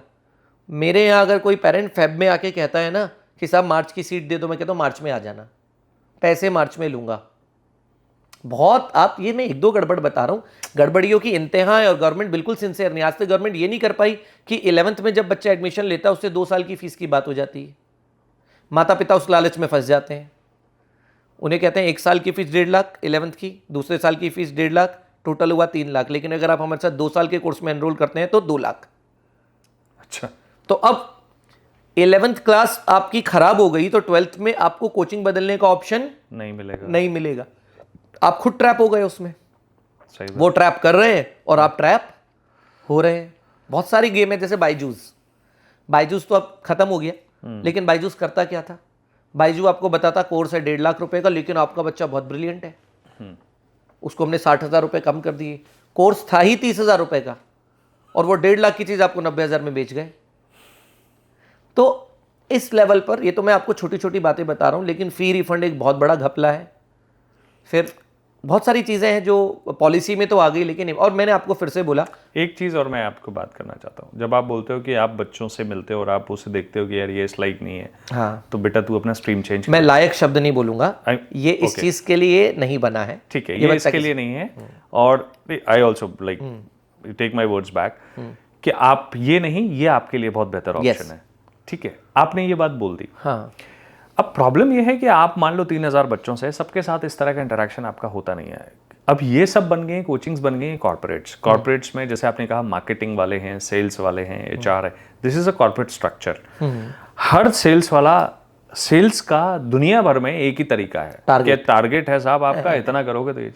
तो वो तो किसी को भी लाएगा ना, उसका बस चले तो वो बकरी को भी यूनिफॉर्म पहना के बिठा दे, बोले टी-शर्ट पहनो तुम यहाँ बैठो आराम से। आपको ये भी बड़ा आश्चर्य होगा कि मेरी कोचिंग पे भी 2,500-3,000 बच्चे इस बार पढ़ेंगे, एक भी बच्चे को हमने फ़ोन लगा के नहीं बुलाया है। हम कभी कोई कोल्ड कॉलिंग या आइए डेमो क्लास शुरू हो रही है, वी नेवर डू दैट। दूसरा, जब कोई एडमिशन लेने आता है तो हम उसे धमकाते हैं, डराते हैं कि इतने रूल्स हैं फॉलो करने पड़ेंगे, कन्विंस नहीं करते हैं। आप समझे मेरी बात? तो हुआ ये, आपको मैं बताता हूं, अगर मान लीजिए कल आपको 30,000 बच्चे करने हो अपने यहाँ, मैंने देखा है ऐसे कोटा के कैंपसेस में जहाँ 80-80 हज़ार बच्चे एक साथ बैठ के पढ़ रहे हैं। मैंने 3 बच्चों से स्टार्ट किया था, हाँ। आज हम 3,000 टच करने वाले हैं। मेरा सोचना ये है कि इन 3,000 को देसी घी का लड्डू खिलाऊंगा तो एक दिन 30,000 जरूर हो जाएंगे। ये 3,000 ही मेरे पास भेजेंगे। लेकिन जैसे ही चीज आपसे थोड़ी दूर जाती है, कई बार क्या होता है, वो जो आप डेस्पिरेशन आ जाता है। आप ऐसे समझोगे जैसे अभी आप मान लीजिए आपकी एक्स वर्थ है, अभी नेटवर्थ अभी आपकी एक्स है, तो नेटवर्थ के एवज में आप खर्चे भी कर रहे हो, सारी चीज़ें कर रहे हो। वही अगर इसे 10x या 100x या 200x या 500x बनाना होगा तो उतने खर्चे भी तो करने पड़ेंगे आपको। Yes, करने और खर्चा आपको क्या करेगा, कहीं ना कहीं एक प्रेशर तो देगा ही कि यार मेरे को इतनी सैलरीज बांटनी है, ये सब चीज़ें करनी है, अनसर्टेनिटीज़ के लिए प्लान करना है। तो in a nutshell it becomes a business model. और बिजनेस मॉडल में सबसे बड़ी जो कीमत चुका रहा है वो 2 लोग हैं, एक पेरेंट्स है और एक वो बच्चा है। आप अपने टीचर्स को भी अच्छा पे कर पाते हैं। ये बात सिर्फ कोचिंग के लिए नहीं है ना, ये बात तो स्कूल के लिए भी है। बिल्कुल, ये बात तो यूनिवर्सिटी के लिए भी है। बिल्कुल है, बिल्कुल है, वहां भी यही कहानी है। और आप देखोगे इसीलिए भी यूनिवर्सिटीज से भरोसा तो उठना शुरू हो गया है। आप सोचो इंजीनियरिंग कॉलेज कितने बंद हुए। हाँ नहीं, मैं आपको एक बात, मैं तो एक बहुत ब्लंट बात बोल रहा हूँ, कोचिंग में फिर भी क्वालिटी तो है, पढ़ा तो रहा है टीचर खड़े होके क्लास में। लेकिन आप पढ़ा किसके लिए रहे हो? आप पढ़ा रहे हो सिलेक्शन के लिए। अल्टीमेटली जो है ना, ये चीज आप सब्जेक्ट नहीं पढ़ा रहे हो ना, अल्टीमेटली वो आ तो इसीलिए रहना है कि उसे ये एग्जाम क्रैक करना है। नहीं, तो मैं ये भी थोड़ा क्लियर करता हूँ। पिछले 10-12 साल में कुछ बुद्धिजीवियों ने ये फैलाया है कि कोचिंग आंसर रटा देती है, कोचिंग ट्रिक्स बता देती है, आंसर रटा देती है, कोचिंग रटने का तरीका बता देती है, कोचिंग ट्रिक्स करा देती है। ये बिल्कुल उल्टा है। कोचिंग कंसेप्चुअली पढ़ाती है। कोचिंग पे वो लोग पढ़ा रहे हैं जिनके कंसेप्ट क्लियर है, जो उस एग्जाम को निकाल के गए थे। आज मैं जेईई मेन की तैयारी करा रहा हूँ तो मैं जेईई मेन क्रैक करके एनआईटी में गया हूँगा ना। तो मैं जेईई, सर मैं आपको एक छोटा सा एग्जांपल देता हूँ। अब आप ये बात समझो कि जैसे कोई बंदा है जिसमें यूपीएससी का भी बहुत बड़ा वाला जो है ना, बहुत सारे एस्पिरेंट्स हैं जो काम करते हैं, यूपीएससी की तैयारी करते हैं। आदमी कहता है बोले कि ज़िंदगी में आपको करनी चाहिए एक बार। लेकिन ये क्यों बात नहीं करते कि बहुत लोग करके निकले और बर्बाद हो गए, अपनी अपनी लाइफ के 5-5, 10-10 साल तक खराब किए हैं। करेक्ट। अगर यहाँ पे कोई तैयारी कर रहा है, 2 से 3 साल ड्रॉप ले रहा है और ज़िंदगी में उसे कभी इस तरफ आना ही नहीं है, लेट्स से कि उसकी ज़िंदगी में कुछ अलग ही रास्ता उसने इख्तियार कर लिया कि उसे साइंस नहीं पढ़ना है, तो उसके लिए तो ये वेस्ट हुआ एक तरीके से। हाँ हाँ बिल्कुल। तो तब इस चीज़ को कैसे देखते हैं? नहीं, मेरा तो कहना है गवर्नमेंट ने जेई में ड्रॉप्स की संख्या लिमिट कर दी। हाँ, बहुत अच्छा डिसीजन है, मैं बहुत अच्छा मानता हूँ इसको। और ऐसे ही नीट में भी ड्रॉप्स की संख्या लिमिट करनी चाहिए। ये जो 5-5 साल के ड्रॉप ले रहे हैं नीट में, मैं किसी को नहीं लेने देता ड्रॉप, बहुत मना करता हूँ। 5 साल में आप क्या बन जाओगे अगर मान लो वो नहीं Exactly. हुआ तो? Yes. तो तैयारी इसके लिए भी तो होनी चाहिए ना। फेलियर की तैयारी तो कोई करा ही नहीं रहा, सभी कह रहे तुम आओगे और सक्सेस हो जाओगे, लेकिन सक्सेस नहीं हुआ, उसका क्या? उसका क्या, उसके लिए क्या है? उसके लिए आप, और दूसरा आपने, समाज इतना बेहतरीन है कि साहब आप ऐसे फेलियर्स और इन सबको तो आप सेलिब्रेट तो करते नहीं हो फेलियर्स को।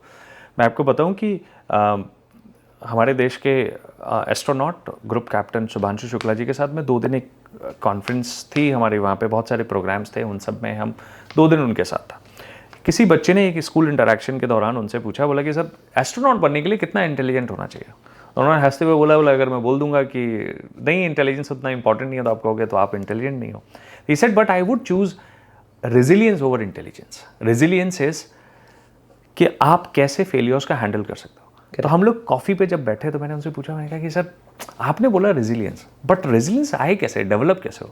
बोला हमारा समाज, पहली बात यह है कि हम विंस को इतना ज़्यादा सेलिब्रेट करते, इतना ज़्यादा ग्लैमराइज कर दिया, इतना ग्लैमराइज कर देते हैं कि हम फेलियर्स को समझते ही नहीं है कुछ और हम उसको गलत मानते हैं। तो जिस दिन हमारा समाज फेलियर्स को नॉर्मलाइज करना सीख लेगा, ये मान लेगा कि मेरा बेटा भले ही नीट में नहीं हुआ लेकिन इसका मतलब ये नहीं है कि यही उसका उसकी वर्थ इस बात से, उसकी रैंक से, उसके नंबर से नहीं होगी, तब तक ये वाली चीज चलती रहेगी। करेक्ट। और कहीं ना कहीं सर कोचिंग इंडस्ट्री बहुत ज्यादा, ये चीज मैं आपसे पूछना चाहता हूँ कि इसी इनसिक्योरिटी का, इसी फियर का फायदा नहीं उठाती है? ऐसा आप खुद भी बोल रहे हैं कि कई जगह पे ये सब दिख रहा है। मुझे ऐसा लगता है, मैं तो बल्कि ये जब से मैंने कोचिंग शुरू की है, पढ़ाना शुरू किया है, 2 बातें हमेशा से बोलता हूँ। गवर्नमेंट ने मुझे स्कूल खोलने के राइट्स ही नहीं दिए, इसलिए मुझे कोचिंग खोलनी पड़ी। मैं हमेशा स्कूल खोलना चाहता था, लेकिन स्कूल के नियम ऐसे हैं कि वो कोई जिसके पास ब्लैक मनी है उसके अलावा वो ज़मीन खरीद ही नहीं सकता जो स्कूल चलाने के लिए चाहिए। इसलिए मिठाई वालों ने, पटाखे वालों ने, नेताजी वो ने, 2 कमरे के स्कूल तो बंद हो गए ना, वैसे तो शुरू नहीं होते। जो कहते हैं कि साहब आज ये जो स्कूल इतना बड़ा है 2 कमरे से शुरू हुआ था, यस, अब आप कर ही नहीं सकते। अरे पॉलिसीज, आप हंसेंगे, मैं अपने स्कूल का एफिलिएशन मांगने गया तो उन्होंने मुझसे पूछा अपने टीचर्स के नाम बताओ। तो मैंने उनसे पूछा भैया बिना एफिलिएशन के मैं टीचर कैसे रखूं? लूप समझ रहे हैं? तो मुझे उसमें झूठे नाम देने पड़े। मैं ऑन रिकॉर्ड बोल रहा हूं, मुझे ऐसे नाम देने पड़े जो मेरे पेरोल पे थे ही नहीं, क्योंकि मैं पेरोल पे किसी को तब लाऊंगा जब मेरी ऑर्गेनाइजेशन एग्जिस्ट करेगी। आप समझे? तो आरटीई मान्यता के फॉर्म में जो पहली बार स्कूल खोलने जा रहा है उससे ये भी पूछा था कि आपके पास 8th क्लास में कितने बच्चे हैं? तो ये कितना हास्यास्पद है कि आप मुझे एफिलिएशन देने जा रहे हैं और आप खुद ही कहते हैं बिना एफिलिएशन के, बिना मान्यता के स्कूल शुरू मत कर लेना, और मुझे से पूछ रहे हैं कितने बच्चे हैं। मैं बार बार एक ही बात पे आता हूं, इस लेवल की इनसिंसेरिटी है एजुकेशन में, तो इस लेवल की इनसिंसेरिटी है कि मैंने आपको बताया रफ वर्क वाली बात, आप समझिए कितनी बड़ी बात कि 360 क्वेश्चंस को एक पेपर पे करने की बात लिखी गई है और इसको कोई कॉकरोच जनता पार्टी नहीं उठा रही है, किसी ने पढ़ा ही नहीं है उसे। आप समझिए 22 लाख बच्चे, उसमें से बहुत सारे बच्चे हमारे ग्वालियर में ही कम से कम 500 बच्चे 2 साल से इससे पीड़ित हो रहे हैं। मैं चिट्ठी लिख रहा हूँ उसके लिए। अभी हमने पूरे IITs के, NITs के, एम्स के, NMC के, NTA के सारे जितने पोजीशन होल्डर्स हैं, जितनी अथॉरिटीज, सबको मेल डलवाया है कि साहब इस पे अर्जेंट एक्शन रिक्वायर्ड है। आप रफ पेज के लिए हर पेज पर जगह दीजिए रफ वर्क के लिए, या फिर ये रूल हटाइए जिससे बच्चा वहीं कुछ कर पाए। आप समझे मेरी बात? लेकिन मालूम नहीं ये बात कहाँ तक पहुंचेगी और कौन कितना सुनेगा। तो आप कुछ भी मार्क नहीं कर सकते हो क्वेश्चन पेपर के, जो रूल है वो तो यही कह रहा है। It doesn't make sense. हाँ जी बिल्कुल, मतलब आपको पहले क्वेश्चन देखना है फिर मेमोराइज करके पीछे जाना है। आजकल एक चीज़ और हो गई है, वो ये है कि डमी स्कूल्स बहुत शुरू हो गए हैं। जी ठीक है, 11th-12th में पेरेंट्स को लगता है कि स्कूल में तो पढ़ाई होती नहीं है, तो कोचिंग में जाके बच्चा पढ़ेगा, कोचिंग में ही रहेगा। स्कूल उसका पूरी तरीके से बंद हो गया। बिल्कुल। तो रजिस्टर में तो जा रहा है स्कूल, हाँ, लेकिन नहीं पढ़ रहा है, नहीं जा रहा। आप इसे कैसे देखते हो? बहुत बुरी व्यवस्था है, अच्छी व्यवस्था नहीं है। स्कूल का कोई रिप्लेसमेंट नहीं है, स्कूल इरिप्लेसेबल है। मतलब एक किस बच्चे तरीके की हॉबी छुड़वा कर एक बच्चा बहुत अच्छी बांसुरी बजाता है और मैं 11th-12th में उसकी बांसुरी बंद करा के उसे फिजिक्स केमिस्ट्री मैथ्स की क्लास में लगा देता हूँ और उसके पीछे पड़ जाता हूँ, पढ़ पढ़ पढ़ पढ़, तो एक्चुअली हम उस बच्चे की जो नैसर्गिक बुद्धिमत्ता थी उसे किल कर रहे हैं। उसके साथ साथ एक चीज़ और हो रही है सर, वो उसका स्ट्रेस बस्टर भी था। हाँ उसके नहीं, दोस्त थे, उसकी लाइफ थी, हॉबी बिल्कुल थी। बिल्कुल सब खत्म हो रहा है, मैं मानता हूँ इस बात आप वहाँ से उठा के एक अलग प्रेशर कुकर में डाल दिया उसको। बिल्कुल। और इसका कारण मैंने आपको बोलिया, देखिए कोचिंग मजबूरी है, कोचिंग जरूरी नहीं है, ज़रूरी नहीं है, मजबूरी। आप समझिए बच्चा जब स्कूल जाता है तो स्कूल में उसको फिजिक्स पढ़ाने के लिए उस टीचर को हायर किया जा रहा है, जिस टीचर को 9th-10th आ गई थी थोड़ी बहुत, उसको बोला चलो इस बार 11th-12th भी देख लेना। बाकी कंट्रीज़ में क्या होता है, जिसको 11th-12th बहुत अच्छे से आती है उसे 6th 7th 8th में भेजते हैं। आप समझे कि उसको पता है कि मुझे 6th 7th 8th को क्या सिखाना है कि मैं उसे 9th 10th 11th 12th में प्रॉब्लम ना हो। समझिए आप। तो लेकिन उल्टा होता है हमारे इंडिया में, जो 6th 7th 8th थोड़ा पढ़ा लेता है उसको प्रमोट कर देता है प्राइवेट स्कूल, चलो आप 9th 10th पढ़ा लो, है ना। 9th 10th जो थोड़ा बहुत पढ़ा लेता है उसे प्रमोट कर देते हैं 11th 12th, चलो आप 11th 12th पढ़ा लो। तो स्कूल में जिस क्वालिटी की पढ़ाई होनी चाहिए थी उस क्वालिटी की पढ़ाई नहीं मिली, तो मजबूरन पेरेंट्स को अपने बच्चे को फिजिक्स केमिस्ट्री मैथ्स पढ़ने के लिए कोचिंग पे भेजना पड़ा। बट आप जितने घंटे आप पढ़ा रहे हो उतना घंटा तो स्कूल नहीं चलता।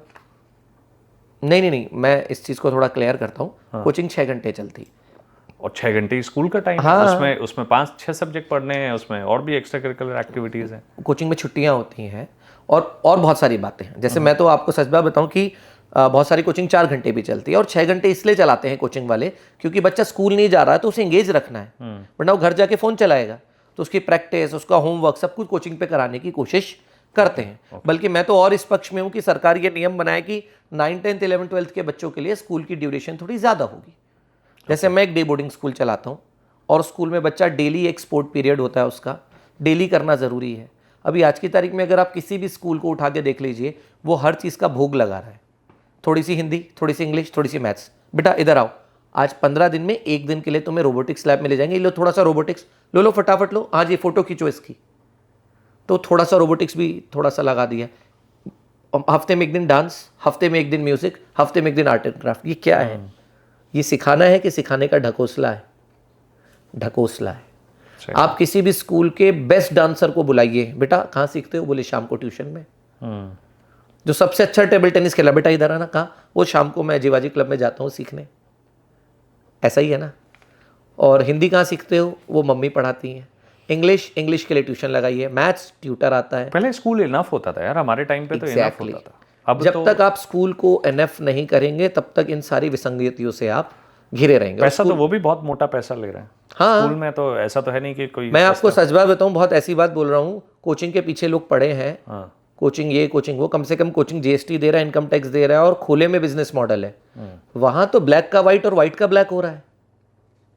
School on paper non profit है।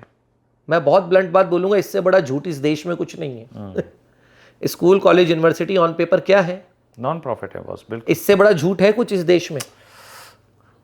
तो और हर साल फीस हाइक होना है, और वहां पर आप फीस लेने के बाद पढ़ा भी नहीं रहे हैं। 10-10 आप हज़ार की समझिए, किताबें खरीदो। कोचिंग को लोग बोलते हैं साहब कोचिंग पे आप इतने सारे पैसे ले रहे हैं। कोचिंग 365 दिन में से 300 दिन ऑपरेट करते हैं हम लोग, आप समझिए। और स्कूल 365 दिन में से 180 दिन लगता है। एमपी गवर्नमेंट ने 35 छुट्टियां तो ऐसी ही दी हुई हैं। 27 छुट्टियां हमारे स्कूल में होती हैं। महावीर जयंती, ये वाली जयंती, ये वाला प्रोग्राम, 27 तो ये हो जाती हैं। समर वेकेशन 2 महीने, तो बच्चा स्कूल जा ही नहीं रहा है। 365 में से 180 दिन बच्चा स्कूल जाता है और रिमेनिंग 185 दिन वो कोचिंग जाता है। तो कोचिंग जाने का टाइम किसने छोड़ा उसके लिए? स्कूल ने। बट थोड़ा ईज करना भी तो ज़रूरी है। मतलब इतना भी क्या कि एक ही चीज़ पे बराबर बच्चा जो है ना, कि जैसे नहीं, स्कूल में तो सब हो रहा है ना। तो आप उसे जैसे ही ईज देंगे तो घर पर क्या है? घर पर टीवी और मोबाइल है। फिर आप कहते हैं बच्चा मोबाइल चला रहा है। अब देखिए, एक वो अलग बात है और वो अलग तरह की प्रॉब्लम है, वो सोल्यूशन तो नहीं हुआ। लेकिन कई बार एक चीज़ है, ऐसा नहीं होता कि अब आज की डेट में क्या है, ये भी दिमाग का विकास तभी होता है जब दिमाग थोड़ा सा बोर होता है और चीज़ों में करता है, एक्सप्लोर करता है। अब एक्सप्लोर करने का जो एवेन्यूज़ है वो धीरे धीरे कम होते जाएंगे और एक ही चीज़ पे अगर आप लगे रहोगे तो जाहिर बात है वो एक फटीग तो देगा ना। मैं इसे थोड़ा फटीग नहीं क्लियर करता हूँ। हाँ, मैं ऐसा नहीं कह रहा हूँ कि स्कूल में उसे पढ़ाया जाए। अभी मई में हमारे स्कूल में समर कैंप था, ठीक। समर कैंप में हमने उसे म्यूज़िक सिखाया, हमने उसे डांस सिखाया, हमने उसे लिखना पढ़ना सिखाया, बोलना सिखाया, लैंग्वेज प्रोफिशिएंसी पर लेकर गए। मेरा कहना ये नहीं है कि स्कूल उसे पढ़ाए, बिल्कुल भी नहीं। मैं तो 1 से लेके 8 तक क्लास में कॉपी किताब ही नहीं होना चाहिए। 1 से 8 तक सिर्फ इंटरेक्शंस होने चाहिए। 1 से 8 तक सिर्फ एक्सपीरियंशियल लर्निंग पर बात होनी चाहिए। लेकिन आप समझ नहीं रहे हैं, जब 365 में से 180 दिन स्कूल लगेगा तो आप ये 180 दिन करोगे, रिमेनिंग 185 दिन वो अपने गली मोहल्ले में कुछ भी सीख रहा है। आप समझिए, रिमेनिंग 185 दिन ने तो आपने उसे फ्री छोड़ दिया। वो उन 185 दिन में ट्यूटर्स के पास। बट आप 180 दिन का मतलब 6 महीना हुआ, 6 महीना तो नहीं होता ना स्कूल तो। आपका बच्चा स्कूल जा रहा है, आप काउंट कर लीजिएगा। सैटरडे ऑफ कर देता है स्कूल, हाँ मतलब अभी तक तो था, लेकिन तो 52 डेज तो संडे हो गए और 52 सैटरडेज हो गए। तो 104 दिन तो ये चले गए। 27 दिन मैंने आपको बताया ये वाली छुट्टियां हो गई, ठीक। इसके बाद summer vacation, winter vacation count कर लीजिए। ये 185 डेज कहाँ चले जाते हैं आपको पता नहीं है। फॉर लाइक जब तक मेरी बच्ची फर्स्ट में थी ना, मुख्यमंत्री डिस्ट्रिक्ट में आए हैं। आज सारी बसें सरकार अधिग्रहित कर लेंगी तो आज बसें नहीं मिलेंगी, तो आज स्कूल की छुट्टी। मुख्यमंत्री जी की रैली इंपॉर्टेंट है, बच्चों की क्लासेस इंपॉर्टेंट नहीं है। समझ रहे हैं ना आप? हर चीज सबसे पहले स्कूल की छुट्टी होती है साहब। और मैं ये मानता हूं जिस देश में स्कूल को ऐसे समझा जाता हो, आज तक आपने देखा है कलेक्टर के ऑर्डर में आता है 10 दिन की छुट्टी, ये लिखा आता है 10 दिन का जो एकेडमिक लॉस हुआ उसकी पूर्ति कैसे होने वाली है। तो स्कूल को हमने एक्चुअली ये मान लिया है कि यार स्कूल में पढ़ाई तो होती ही नहीं, लेकिन बच्चे को जाना तो कोचिंग है। सिर्फ 8वीं तक ही तो होता है, ऐसा थोड़ी 9, 10, 11, 12 के बच्चे जब उस तरह की छुट्टियां होती है ना कलेक्टर की गाइडलाइन वाली, कि कोई मौसम का प्रॉब्लम है या फिर कुछ है, जैसे इस बार थोड़ा जल्दी समर वेकेशंस हो गए या फिर My kid is 7 years old and I would not want her to go to school when situations are like this. ठीक है। तो अब बात ये आती है, मैं आपसे एक बहुत पर्सनल क्वेश्चन पूछ रहा हूँ, आपकी वाइफ आपके बच्चे को घर पे पढ़ाती है कि नहीं पढ़ाती है? नहीं पढ़ाती है। और आपके बच्चे को कोई ट्यूटर भी नहीं पढ़ाता है? थोड़ा बहुत ट्यूटर के लिए भेजते हैं, मैं भी उसको पढ़ाता नहीं हूँ। भेजते हैं ना ट्यूटर के लिए? क्या भेजना चाहिए था? नहीं। क्या जरूरत होनी चाहिए थी? नहीं। ये शुरुआत क्लास 1 से हो जाता है।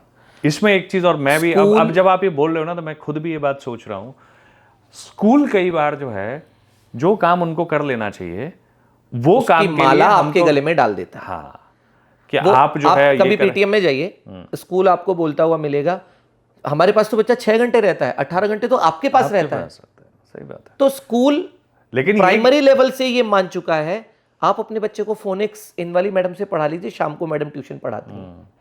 मैथ्स आपके बच्चे का वीक है, आप शाम को ट्यूशन आ जाइए। तो स्कूल रोक ही नहीं पा रहा। आप 11th 12th की कोचिंग को लेकर चिंतित है, मैं क्लास 2 के बच्चे की होम ट्यूशन को लेकर बात कर रहा हूं। वहां भी ट्यूशन को नहीं रोक पा रहे आप, क्योंकि स्कूल की अकाउंटेबिलिटी नहीं है। स्कूल के ऊपर कोई लॉ नहीं है कि आप अपने बच्चे को कोचिंग नहीं जाने देंगे। मेरे स्कूल में स्ट्रिक्ट रूल है, बच्चे ने कोचिंग लगाई मैं उसकी टीसी उसे वापस दे दूंगा। किसी टीचर ने कोचिंग पढ़ाई मैं उसे same day discontinuation of services दे दूंगा, उनके कॉन्ट्रैक्ट में लिखा है। स्ट्रिक्ट हूं। आप अपनी सारी ज़रूरतें, एकेडमिक ज़रूरतें, अपनी सारी कोकरिकुलर एक्टिविटीज़ मेरे साथ सीखिए, जिससे मेरे ऊपर प्रेशर बने, मैं काम करूं, मैं अकाउंटेबल रहूं। आप समझे मेरी बात? और माता पिता का ट्रैवल टाइम, माता पिता के पैसे 4-4 जगह जा रहे हैं। हमारे एक बच्ची आती है पढ़ने, उस बच्ची के फादर ने मुझे बताया कि मेरी बच्ची सुबह स्कूल जाती थी, 5th क्लास में वो बच्ची वहाँ से आती थी।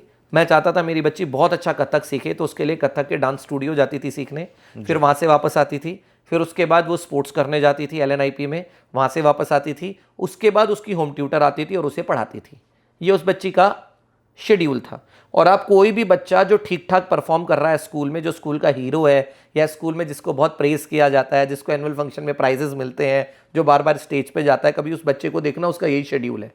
उसकी मम्मी उसको सारी चीज़ें अलग से सिखवा रही है। क्या ये ट्यूशंस नहीं है? क्या ये कोचिंग कल्चर नहीं है? बिल्कुल है। क्या ये उसके माइंडसेट में नहीं डाला जा रहा बचपन से कि पढ़ाई तो शाम को होगी, सुबह तो मजाक चल रहा है? तो स्कूल को ढकोसला हम बचपन से बना लेते हैं, और 11th 12th में आके बच्चा इतना कहना चाहिए रेबल हो जाता है, कहता है मैं स्कूल नहीं जाऊंगा क्योंकि वहां पढ़ाई नहीं होती। स्कूल में छुट्टी होना, स्कूल में क्लास हटना इतना इजी प्रोसेस है। आज महावीर जयंती है, आज क्लास नहीं होगी, अरे भगवान महावीर स्वामी को कितना बुरा लगेगा ये सोच के कि उनके जयंती के उपलक्ष्य में आज इतने सारे बच्चों की पढ़ाई नहीं हुई। आज कुछ नहीं होगा। आज महावीर, और प्रैक्टिकली बता रहा हूं, महावीर जयंती पर भी हम भगवान महावीर स्वामी के बारे में भी सही से नहीं सिखा पा रहे उसको। तो ये जो एक फॉर नेम शेक, मतलब आप समझ रहे, नाम के लिए फॉर नेम सेक हमने स्कूल भेज दिया है बच्चे को। स्पोर्ट्स वो सीखेगा शाम को, परफॉर्मिंग आर्ट्स वो सीखेगा शाम को, पढ़ाई करेगा ट्यूटर के साथ। एक और चीज़ है इसमें, ये चीज़ है कि आप चाहते हो कि आपका बच्चा जो है वो बिल्कुल ऐसा ही बन जाए, एकदम हर चीज़ में एस करे, तो आप उसमें भी टाइम दे रहे हो, उसमें अलग से कोचिंग भी करवा रहे हो। हमारे टाइम पे ऐसी कुछ चीज़ें नहीं मैं एस की बात नहीं कर रहा हूँ, आपके बच्चे को हर एक्सपोजर मिले। मैं यहाँ आपकी एक बात को जोड़ना चाहूँगा। अभी थोड़ी देर पहले आपने बोला था कि आप 11th क्लास में बच्चे को ये क्यों नहीं कहते कि बेटा तू इसमें अच्छा है। आप जानते हो बच्चे के सर्वांगीण विकास के लिए जो काम बचपन से होने चाहिए थे वो 10th तक इंडिया में होते ही नहीं है। आज मेरा मन करता है कि मेरे पास जो 1000 बच्चे आए थे SSCT में, उनमें से कुछ बच्चों को मैं बोलूं कि बेटा आप हिंदी साहित्य में काम करो। लेकिन आपको पता है उन 1000 में से 990 ऐसे होते हैं जिनका मात्रा ज्ञान गलत होता है। ठीक, फिर मेरा मन करता है यार इनमें से कुछ लोगों को बोलूं कि बेटा आप आर्ट एंड क्राफ्ट में जाओ। लेकिन मुझे पता लगता है कि इन 1000 में से किसी के भी ऊपर आर्ट एंड क्राफ्ट में वो काम नहीं हुआ जो होना चाहिए था। फिर मेरा मन करता है बेटा कुछ लोग नृत्य की तरफ जाएं, कुछ लोग संगीत की तरफ जाएं, कुछ लोग इतिहास की तरफ जाएं। लेकिन बड़ी आश्चर्य की बात यह है कि ये जो सारी की सारी एक्टिविटीज़ हैं ये भी उन्हीं बच्चों की डेवलप होती है जिन्होंने बचपन से इनकी ट्यूशन लगाई होती है। बिल्कुल, तो कोशिश की होती है। बिल्कुल सही बात है। मेरा ये कहना है स्कूल की पहली ड्यूटी थी बच्चे को एकेडमिकली साउंड बनाना, और एकेडमिकली नहीं तो को-करिकुलर एक्टिविटीज में उसका एक ऐसा हुनर ढूंढ लेना कि कल को एकेडमिक्स में वो अच्छा ना कर पाए तो उस हुनर में कुछ अच्छा कर पाए। लेकिन स्कूल तो इन दोनों का ही भोग लगा रहा है। स्कूल डांस सिखाता है, हाँ, हफ्ते में 1 दिन। स्कूल म्यूजिक सिखाता है, हफ्ते में 1 दिन। और मजे की बात, जो 3000 बच्चों का स्कूल है उसमें से जो 10 बच्चे शाम को ट्यूशन जाके डांस सीख रहे हैं वही 10 बच्चे हर फंक्शन में डांस कर रहे हैं। तो 2990 बचपन से लेके बड़े होने तक ये हमारे स्कूल में बड़ा अच्छा डांस करती थी मैम। ये मैम ये बहुत अच्छा डांस करती। कहाँ सीखा इन्होंने? शाम को ये सीखने जाती थी। तो स्कूल ने क्या किया, जिसको सीखा, जिसको पहले से आता था उसको शोकेस किया, उसकी फ़ोटो खींची, अपने कैटलॉग में चिपकाई और एडमिशन लिए। तो मेरा तो ये मन है कि हमारे सारे बच्चों को 8th क्लास तक ये पता चल जाना चाहिए कि मुझे म्यूजिशियन बनना है। लेकिन उसको म्यूजिशियन बनाने के लिए जो प्रयाग संगीत अकेडमी से जुड़कर उसको प्रॉपर जो उसकी ट्रेनिंग होनी चाहिए, म्यूजिक की, ध्रुपद की, किसी भी चीज़ की जो ट्रेनिंग होनी चाहिए वो ट्रेनिंग स्कूल में होती नहीं है। अगेन वो भी कोचिंग पर होती है। बिल्कुल सही है। क्रिकेट सीखना है, क्रिकेट अकेडमी जाओ। आप डांस स्कूल जा रहे हो, आप म्यूजिक स्कूल जा रहे हो, या आप स्पोर्ट्स एकेडमी जा रहे हो, सब Yes. जगह ये सब चीज़ें। तो स्कूल तो आप कह रहे हैं पढ़ाई में फेल हो गया, स्कूल तो इसमें भी फेल हो गया। क्योंकि मैं तो बड़ा आपको बहुत ब्लंट बात बोल रहा हूँ, या तो सारे स्कूल ये तय कर लें इस देश के कि हम सिर्फ पढ़ाएंगे, को-करिकुलर आप करा लो, या फिर ये तय कर लें कि को-करिकुलर कराएंगे, पढ़ा आप लो। ये दोनों कराने के चक्कर में दोनों नहीं करा पा रहे। आप किसी स्कूल के किसी डांस टीचर की फ्रस्ट्रेशन सुनना, बहुत अच्छा डांस टीचर उस स्कूल में होगा, उससे पूछना कि आपको कैसा लगता है, तो बोलेंगे सर बच्चों का टाइम नहीं मिल पाता मुझे। 15 दिन में एक बार बच्चा आता है, उस दिन मैं थोड़ा सा सिखाता हूँ, फिर 15 दिन बाद आता है, तब तक वो भूल जाता है जो पिछली बार सिखाया था। तो बिल्कुल है, मसल मेमोरी के लिए रिपीटेशन चाहिए बॉस। आप समझे ना मेरी बात? बिल्कुल बिल्कुल। तो मैं मानता हूँ ये चीज़, और इसीलिए एक और चीज़ हो गई, अब स्कूलिंग से भी ना भरोसा उठ रहा है। आप देखोगे कि जो सिर्फ वेस्ट में नहीं, इंडिया में भी बहुत सारी ऐसी कम्युनिटीज़ हैं जो अल्टरनेट स्कूलिंग की तरफ जाने शुरू हो गई हैं। नहीं, वो अल्टरनेट स्कूलिंग तो मैं ठीक नहीं मानता। नहीं, आप भले ही नहीं उसको मैं कंप्लीट होम करता हूं। स्कूलिंग और वो सब जो चल रहा है, मैं बिल्कुल उसके पक्ष में इसलिए नहीं हूँ। आपको मैं बताऊं, उसमें एक बहुत मज़ेदार बात है कि स्पेशली जो एंटरप्रेन्योर्स अपनी ज़िंदगी में जिन्होंने हज़ारों करोड़ रुपए कमाए हैं या फिर किसी चीज़ से कोई बिजनेस किया है, ये अपने बच्चों को होम स्कूल कर रहे हैं। ये कह रहे हैं कि बोला हम अभी से हम बताते हैं कि देखो किन चीज़ों से तुम एक्चुअली ग्रो कर सकते हो। मुझे ऐसा लगता है कि हमारे घर में फल अच्छे नहीं आ रहे थे तो अच्छे फल उगाने की बजाय हमने बच्चे को सीधा डायरेक्ट शुगर खिलानी शुरू कर दी, या हमने उसे फल का एक डमी लाके दे दिया और हम खुश हो गए कि हमने सोल्यूशन कर लिया। ये सोल्यूशन बिल्कुल नहीं। मेरा ये कहना है कि क्या प्रॉब्लम लगता है आपको होम स्कूलिंग में? बहुत सारी प्रॉब्लम है। बच्चे के फ्रेंड्स ही नहीं है। क्लास में बैठ के 4 लोगों के साथ सीखना, और फिर माता पिता का फिगर अलग है और अध्यापक का फिगर अलग है। स्कूल तो एक बहुत अलग प्लेस है। वो तो बहुत ज़रूरी है। जो होम स्कूलिंग है ये तो एक वो रेमेडी है कि मुझे बाहर कोई अच्छा स्कूल नहीं मिला तो मतलब सोल्यूशन करने की बजाय हमने अपने घर पे कुछ ऐसा कर लिया और हम खुश हो रहे हैं कि हमने सोल्यूशन ढूंढ लिया। मैं बिल्कुल नहीं मानता। फ्रेंडशिप, दूसरे बच्चों के साथ दूसरे बच्चों के साथ इंटरेक्ट करना, समाज के व्यवहार को समझना। समाज में आज ये एंटरप्रेन्योर का बच्चा, मुझे कुछ दिन पहले मेरे स्कूल में एक पेरेंट आए जो बहुत रिच थे। उन्होंने आके मुझे बोला कि आपके स्कूल में ना क्लास का ध्यान नहीं रखा गया, कुछ ऐसे बच्चे भी पढ़ रहे हैं जो फाइनेंशियली बहुत अच्छी फैमिली से नहीं आते। तो मैंने उनसे बोला कि आप भगवान कृष्ण को मानते हैं? बोले हाँ। मैंने कहा भगवान कृष्ण की तो अच्छे से परवरिश नहीं हो पाई क्योंकि वो तो सुदामा के साथ पढ़े थे।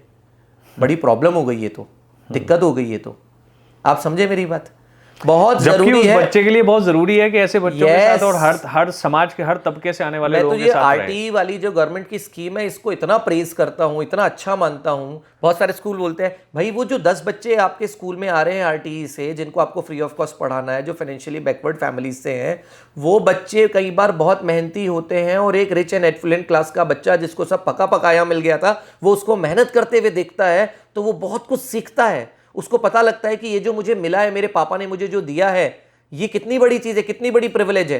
ये ऐसे नहीं मिल जाता। ये देखो इसके पास रिसोर्सेज की कमी है, तो उसको रिसोर्सेज की वैल्यू समझ में आती है, उसको समझ में आता है मेहनत क्या होती है। वो बाप अपने बेटे को ना उतना सिखा ही नहीं पाएगा जो वो उसके साथ रह के। तो होम स्कूलिंग तो मेरे हिसाब से सोल्यूशन नहीं है। और मैं आपको बताता हूँ बहुत सारे ऐसे स्कूल्स हैं इंडिया में जहाँ पर को करिकुलर एक्टिविटीज़ पे बहुत अच्छा काम हो रहा है। जितने भी बोर्डिंग स्कूल्स हैं, जितने भी डे बोर्डिंग स्कूल्स हैं, लोग बहुत अच्छा काम करते हैं और डेफिनेटली, और ये लाइफ में हमेशा मतलब हर आयाम से जो है ना निकलते हुए दिखाई देते हैं। और इन बच्चों को आप कभी देखना, इन सारे बच्चों पे इस लेवल पे काम हुआ होता है कि इन बच्चों में बहुत सारे बच्चे जेईई और नीट की तरफ आते ही नहीं है। क्यों नहीं आते? क्योंकि इनके पास ऑप्शन होता है क्रिकेटर बनने का, इनके पास ऑप्शन होता है दूसरी चीजें करने का। जो मैं चाहता हूं कि बच्चा सब बने, लेकिन वो तब हो पाएगा जब हम बच्चे को 1 से 10 तक, क्लास 1 से क्लास 10 तक बाकी सारी चीज़ों के लिए उस फोर्स से तैयार करें जिस फोर्स से इंडिया में मैथ साइंस के लिए तैयार किया जाता है। बहुत सारे लोग जो आईटी से निकलते हैं वो बोलते हैं बोले आईटी ने हमको क्या दिया, हम तो हमारे लिए, क्योंकि हम आईटी नहीं है तो हमें लगता है करे यार पता नहीं क्या होता होगा।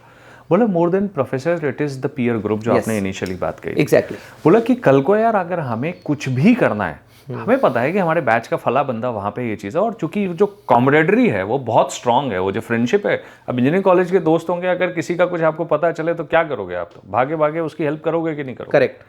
और वो आपके लिए खड़ा रहेगा। करते ही है। हमारी जूनियर सीनियर रिलेशनशिप भी हमारी बहुत अच्छी, बहुत ज़्यादा स्ट्रांग, और वो सब केपेबल होते हैं। ठीक है। और ये सब चीज़ें सिर्फ ये कई बार कोचिंग्स में डेवलप नहीं होती। हाँ। ये होती हैं या तो कॉलेज में या नहीं, कोचिंग तो बहुत सारी चीज़ों पे लैक करती है। देखिए साहब, मैं तो पहले सिर्फ कोचिंग चलाता था, लेकिन तब भी मैं स्कूल चाहता था, ऐसा स्कूल। मुझे बहुत सारे बच्चे बोलते थे सर आप एक स्कूल खोल लीजिए, क्योंकि आई यूज टू क्रिटिसाइज स्कूल्स, अभी भी कर रहा हूँ, कि स्कूल्स के जो एफर्ट होने चाहिए थे, जो सिस्टम होना चाहिए था, वो नहीं है।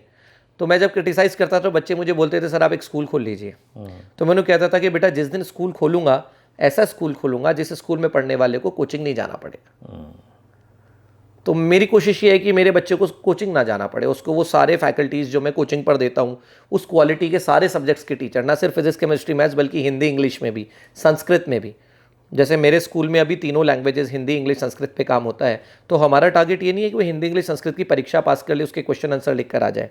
हमारा टारगेट है कि वो अच्छी हिंदी, अच्छी इंग्लिश, अच्छी संस्कृत लिखना, पढ़ना, बोलना सीख जाए, है ना।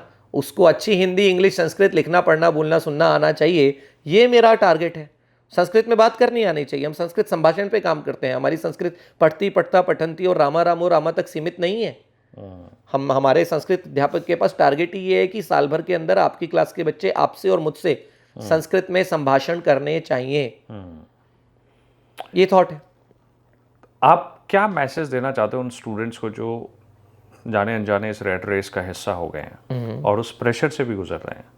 उस कंपटीशन में कहीं ना कहीं उन्होंने बहुत कुछ खोया भी है, और एट द सेम टाइम कि अब नहीं हैंडल हो पा रहा है। व्हाट डू यू से टू देम? पहले तो मैं बच्चों को ये कहना चाहूँगा कि हमने जो भी सीखा, कोचिंग गए, स्कूल गए, वो सब काम आने वाला है। सेलेक्ट होना ना होना कोई बड़ी बात नहीं है। मेरे बहुत सारे ऐसे बच्चे हैं जो सेलेक्ट नहीं हुए और आज बहुत अच्छा कर रहे हैं। मैं खुद भी IIT एडवांस में सेलेक्ट नहीं हुआ था।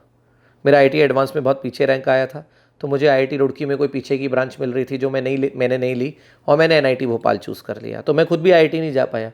लेकिन ऐसा तो नहीं है कि मैं, और होता क्या है कि उस समय आप कितने मैच्योर होते हैं। डेफिनेटली मैं अपनी प्रिपरेशन के टाइम पर इतना मैच्योर नहीं था। बहुत सारी चीज़ें होती हैं। 11th-12th मेरी ख़राब हो गई थी क्योंकि मैं हरिद्वार रहता था, मैं हरिद्वार का रहने वाला हूँ। वहाँ उतनी अच्छी कोचिंग्स नहीं थी, तो फिजिक्स केमिस्ट्री तैयार हो पाई, मैथ्स नहीं हो पाई। सर्कमस्टेंसेज होते हैं बहुत सारे। मैं बिल्कुल लोअर मिडिल क्लास से मैं बिलोंग करता हूँ। पापा ने पैसे जोड़ के कैसे मुझे कोटा पढ़ने के लिए भेजा।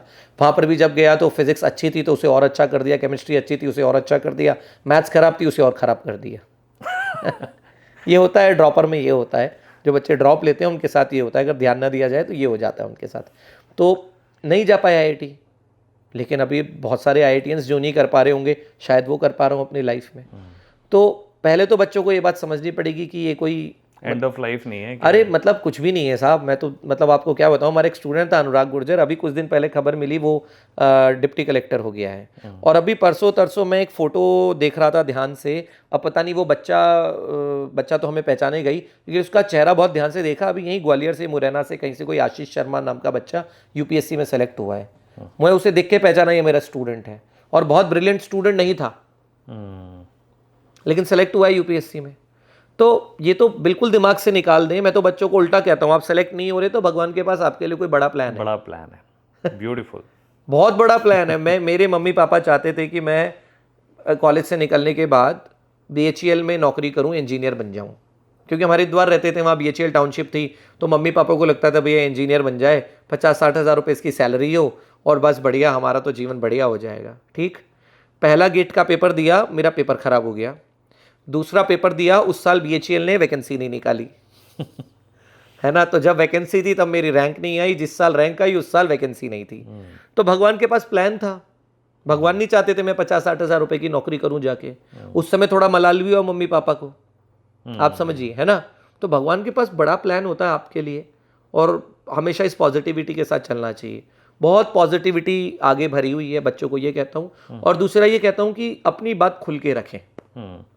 अगर नहीं करना है तो हाँ, पेरेंट्स को कैसे समझाएं यार। कई बार पेरेंट्स ही बहुत ज्यादा पुश करते हैं कि नहीं एक बार कोशिश और कर ले, एक बार देख ले, मेहनत करेगा तो सब हो जाएगा। अभी अगर बच्चा और बच्चे को इसमें भी रखा जाता है कि तू चाहेगा तो सब हो जाएगा।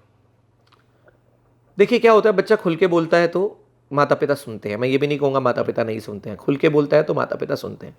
एक पिछले कुछ दिनों में जो पॉलिटिक्स में हुआ ना, इमोशनल चीज़ें देख के बच्चे मैनिपुलेट हो जाते हैं। बच्चों को हमेशा एक मैसेज देता हूँ कि इमोशनल बातों पे ना जाएं।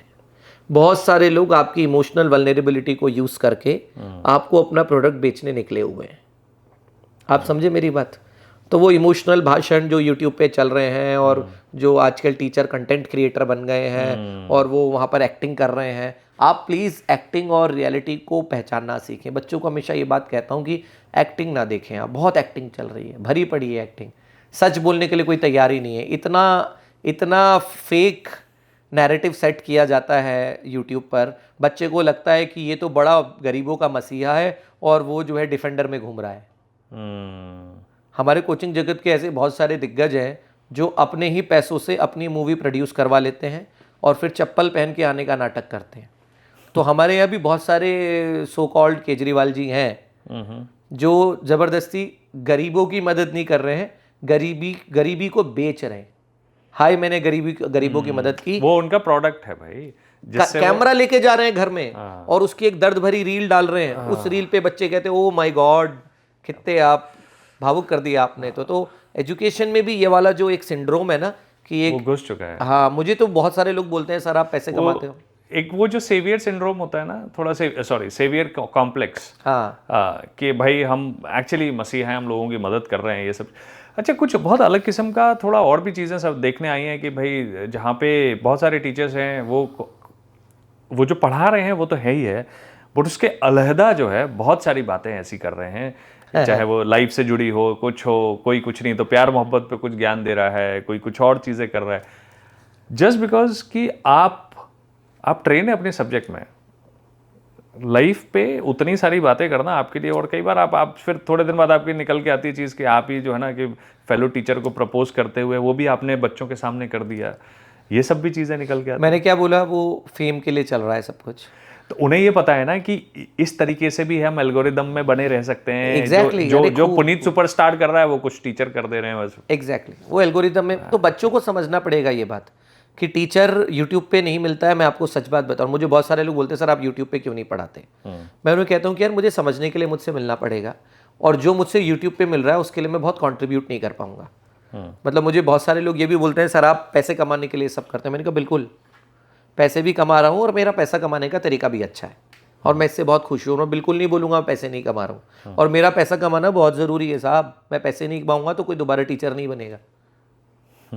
आप समझिए, डॉक्टर ने पैसे कमाए इसलिए लोगों ने कहा डॉक्टर बनो, इंजीनियर्स ने पैसे कमाए, कोडिंग की, करोड़ करोड़ के पैकेज लिए, इसलिए मम्मी पापा ने कहा इंजीनियर बनो। रितेश गोयल जैसे बहुत सारे लोग कोचिंग जगत में अच्छा करेंगे, पढ़ाएंगे, ठीक ठाक लाइफ जिएंगे, अच्छी लाइफस्टाइल होगी, अच्छी गाड़ी से चलेंगे, अच्छी शादी होगी हमारी, अच्छे घर बनाएंगे, तो माता पिता कहेंगे बेटा टीचर भी बन सकते हो।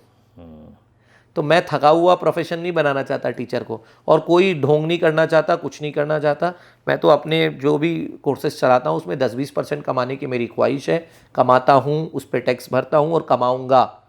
कोई ढकोसला करने नहीं निकला हूँ घर से कि मैं पैसे नहीं कमाना चाहता, गरीबों की मदद करने निकला हूँ, बिल्कुल नहीं। और मैं 3-3 हज़ार रुपये लेकर 1 लाख लोगों को चूरन नहीं देना चाहता। मैं 1-1 लाख रुपए लेकर 3,000 लोगों को पूरा प्रोडक्ट देना चाहता हूँ, पूरी चिंता करना चाहता हूँ, कम से कम 3,000 की लाइफ में कंट्रीब्यूट कर पाऊँ। आप समझे मेरी बात? बिल्कुल। हाँ, मतलब मैं ये 3,000-4,000 वाले प्रोडक्ट के खिलाफ नहीं हूँ। एक बहुत बड़ी बात है, 3,000-4,000 वाली जो चीज़ है, ये जो ऑनलाइन कोर्स मिल जाता है, वीडियो मिल जाती है, नोट्स घर पे आ जाते हैं, इससे बहुत सारे लोगों की मदद हुई है, इसमें कोई दोहराई नहीं है। इसको जितना प्रेज़ किया जाए उतना कम है। लेकिन गड़बड़ वहाँ से शुरू होती है कि जिस बच्चे की कैपेबिलिटी थी कोचिंग जाकर ऑफलाइन पढ़ने की, उसको भी मोटिवेट कर लिया गया कि तू घर ही रह, फ़ोन चला और ये 3-4 हज़ार रुपये की चीज़ ले ले। वो 3-4 हज़ार रुपये की चीज़ की वीडियो वो 2 दिन देखता है और फिर पूरे साल पढ़ता नहीं है। उसका जो टाइम चला गया उसको कोई लौटाने वाला नहीं है। और मैं आपको फ्रैंकली बता रहा हूँ, पढ़ाई लिखाई की दुनिया में पैसे से ज़्यादा कीमती समय होता है।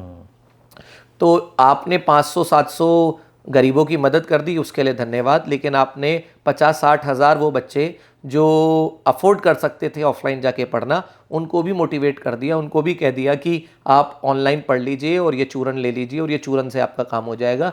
इस बहाने उसने फ़ोन उठा लिया और फ़ोन पे आपने खुद ही उसे इंस्टाग्राम पे बुलाया। वो इंस्टाग्राम चलाने लगा, वहीं उसने गर्लफ्रेंड बना ली, अपना पूरा टाइम वेस्ट कर लिया, उसका हिसाब कोई देने वाला नहीं। तो ये सारी समस्याएं एडटेक में है, धीरे धीरे लोगों को समझ आ रही है। और इसमें सबसे गलत बात है इमोशंस में फंस के प्रोडक्ट ले लेना। एक इमोशनल कहानी सुनाई जाएगी आपको, पूछा जाता है आपके यहाँ कोई इमोशनल स्टोरी है क्या, रिक्शा वाले का बेटा बना IITN, वो इमोशनल स्टोरी को पब्लिश किया जाएगा, उससे हमें बचना पड़ेगा, फैक्ट्स पे बात करनी पड़ेगी। अगर आपको मौका मिले कि 3 रिफॉर्म्स करने हैं एजुकेशन सिस्टम में, तो आप कहाँ से शुरू करेंगे? ऐसे एकदम रेडी तो कुछ नहीं है, लेकिन हाँ कुछ चीज़ें तो बिल्कुल सामने दिखाई देती हैं। उनमें सबसे पहले तो मैं ये चाहूँगा कि स्कूल्स को इतना स्ट्रॉन्ग बनाया जाए कि कोचिंग की ज़रूरत ना पड़े। ओके। अब ये एक बहुत बड़ा स्टेटमेंट है और मैं इस पे काम कर रहा हूँ। मेरा स्कूल एक ऐसा स्कूल मैं बना रहा हूँ, अभी वो क्लास 1 to 8 है, उसमें 250-300 बच्चे अभी पढ़ते हैं। तो बट फिर भी आप लिमिट, यहाँ पे सबसे बड़ी प्रॉब्लम पता है क्या है? जैसे मान लो आप नीट और जेई के लिए आपकी एक्सपर्टीज है। नहीं मैं तो तो आप इसके तो कर लोगे। क्लैट IPMET के लिए भी कर रहा हूँ, मैं कह रहा हूँ सारी चीज़ों के लिए कर रहा हूँ। फिर आप बताओ, आर्ट स्कूल बन सकता है वो? हाँ। डांस स्कूल बन सकता है क्या? हाँ बनना या चाहिए। फिर स्पोर्ट्स का बन सकता है। तो हमें एक टाइम के बाद स्पेशलाइज, जैसे हम करते ना कि MBBS तो कर दिया, नहीं, क्लास 1 to 8 स्पेशलाइजेशन की जरूरत नहीं है। एग्जैक्टली। क्लास 1 to 8 हर चीज को रेगुलरली देने की जरूरत है और गंभीरता से। स्पेशलाइजेशन इशू नहीं है। आज की तारीख में प्राइवेट स्कूल्स में जो लोग डांस सिखा रहे हैं वो केपेबल एनफ है सिखाने के लिए, बिल्कुल है। टाइम दे दो उन्हें सिखाने का, पॉइंट ये है।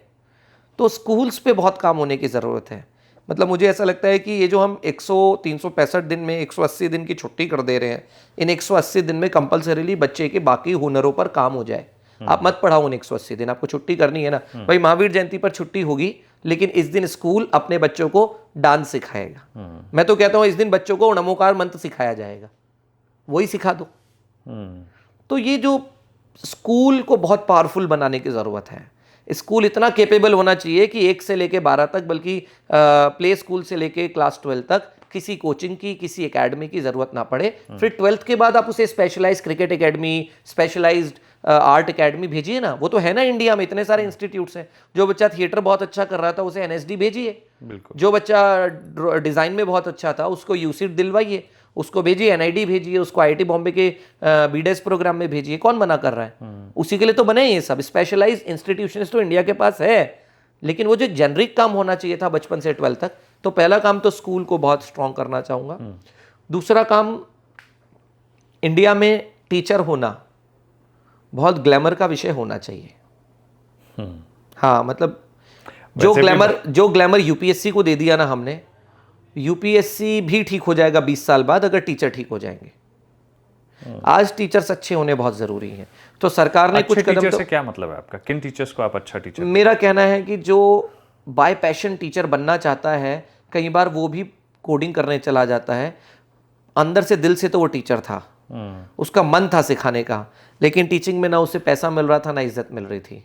और कोडिंग करने जा रहा है तो 4 जगह उसको सम्मान मिल रहा है। अब कैसे होगा ये, कैसे ये माहौल बनेगा कि टीचर होना गर्व की बात है, टीचर होना भी एक ल्यूक्रेटिव ऑप्शन है, टीचर होना भी एक अच्छा करियर ऑप्शन है, इस बारे में सोचना पड़ेगा।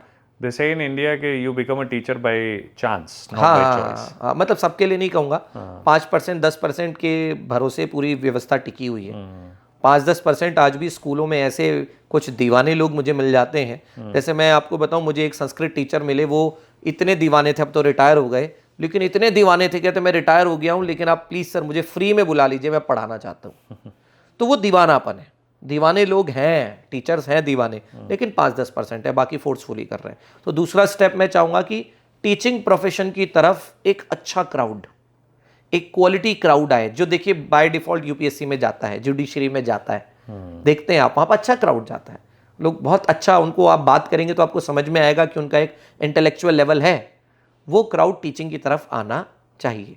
इसके लिए क्या माहौल बनाया जा सकता है, क्या तैयारी की जा सकती आपका है? कहने का मतलब क्या है कि हम वो यूपीएससी को बोले, guest यूपीएससी को faculties बोले के कि आईएएस आईपीएस के साथ एक आईटीएस भी शुरू करे, Correct. इंडियन टीचिंग सर्विसेज भी शुरू करे? आई डोंट नो क्या हो सकता है। या फिर उन लोगों को एज ए गेस्ट बुलाया जाए बच्चों से इंटरैक्ट करने के लिए? नहीं, अगेन फिर वही बात आती है, वो गेस्ट तो कुछ नहीं करता है। अभी मैं आज एक यूनिवर्सिटी का ऐड देख रहा था, आज ही मैंने एक पता नहीं कौन सी यूनिवर्सिटी का ऐड था भास्कर के फ्रंट पेज पर, उन्होंने अपना कोर्स लिखा हुआ है और उस कोर्स के साथ उन्होंने जो गेस्ट स्पीकर बुलाए थे उनकी फ़ोटो लगा रखी है।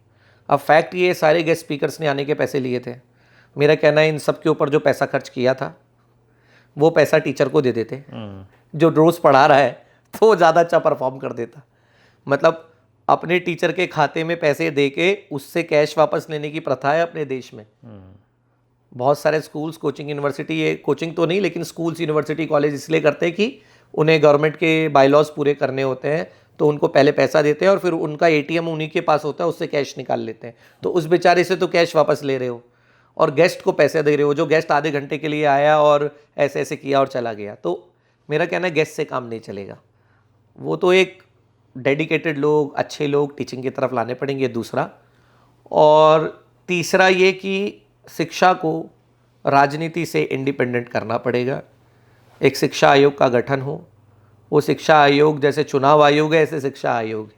चुनाव आयोग ये तय करता है कि अगले 5 साल के लिए कौन राजा रहेगा, लेकिन शिक्षा आयोग ये तय करता है कि आज से 20 साल बाद राजा बनने के लिए जो कंटेस्ट कर रहे होंगे उनका चरित्र कैसा होगा। Thank you so much for doing this Ritesh, मज़ा आया आपके साथ बात करके। Thank you.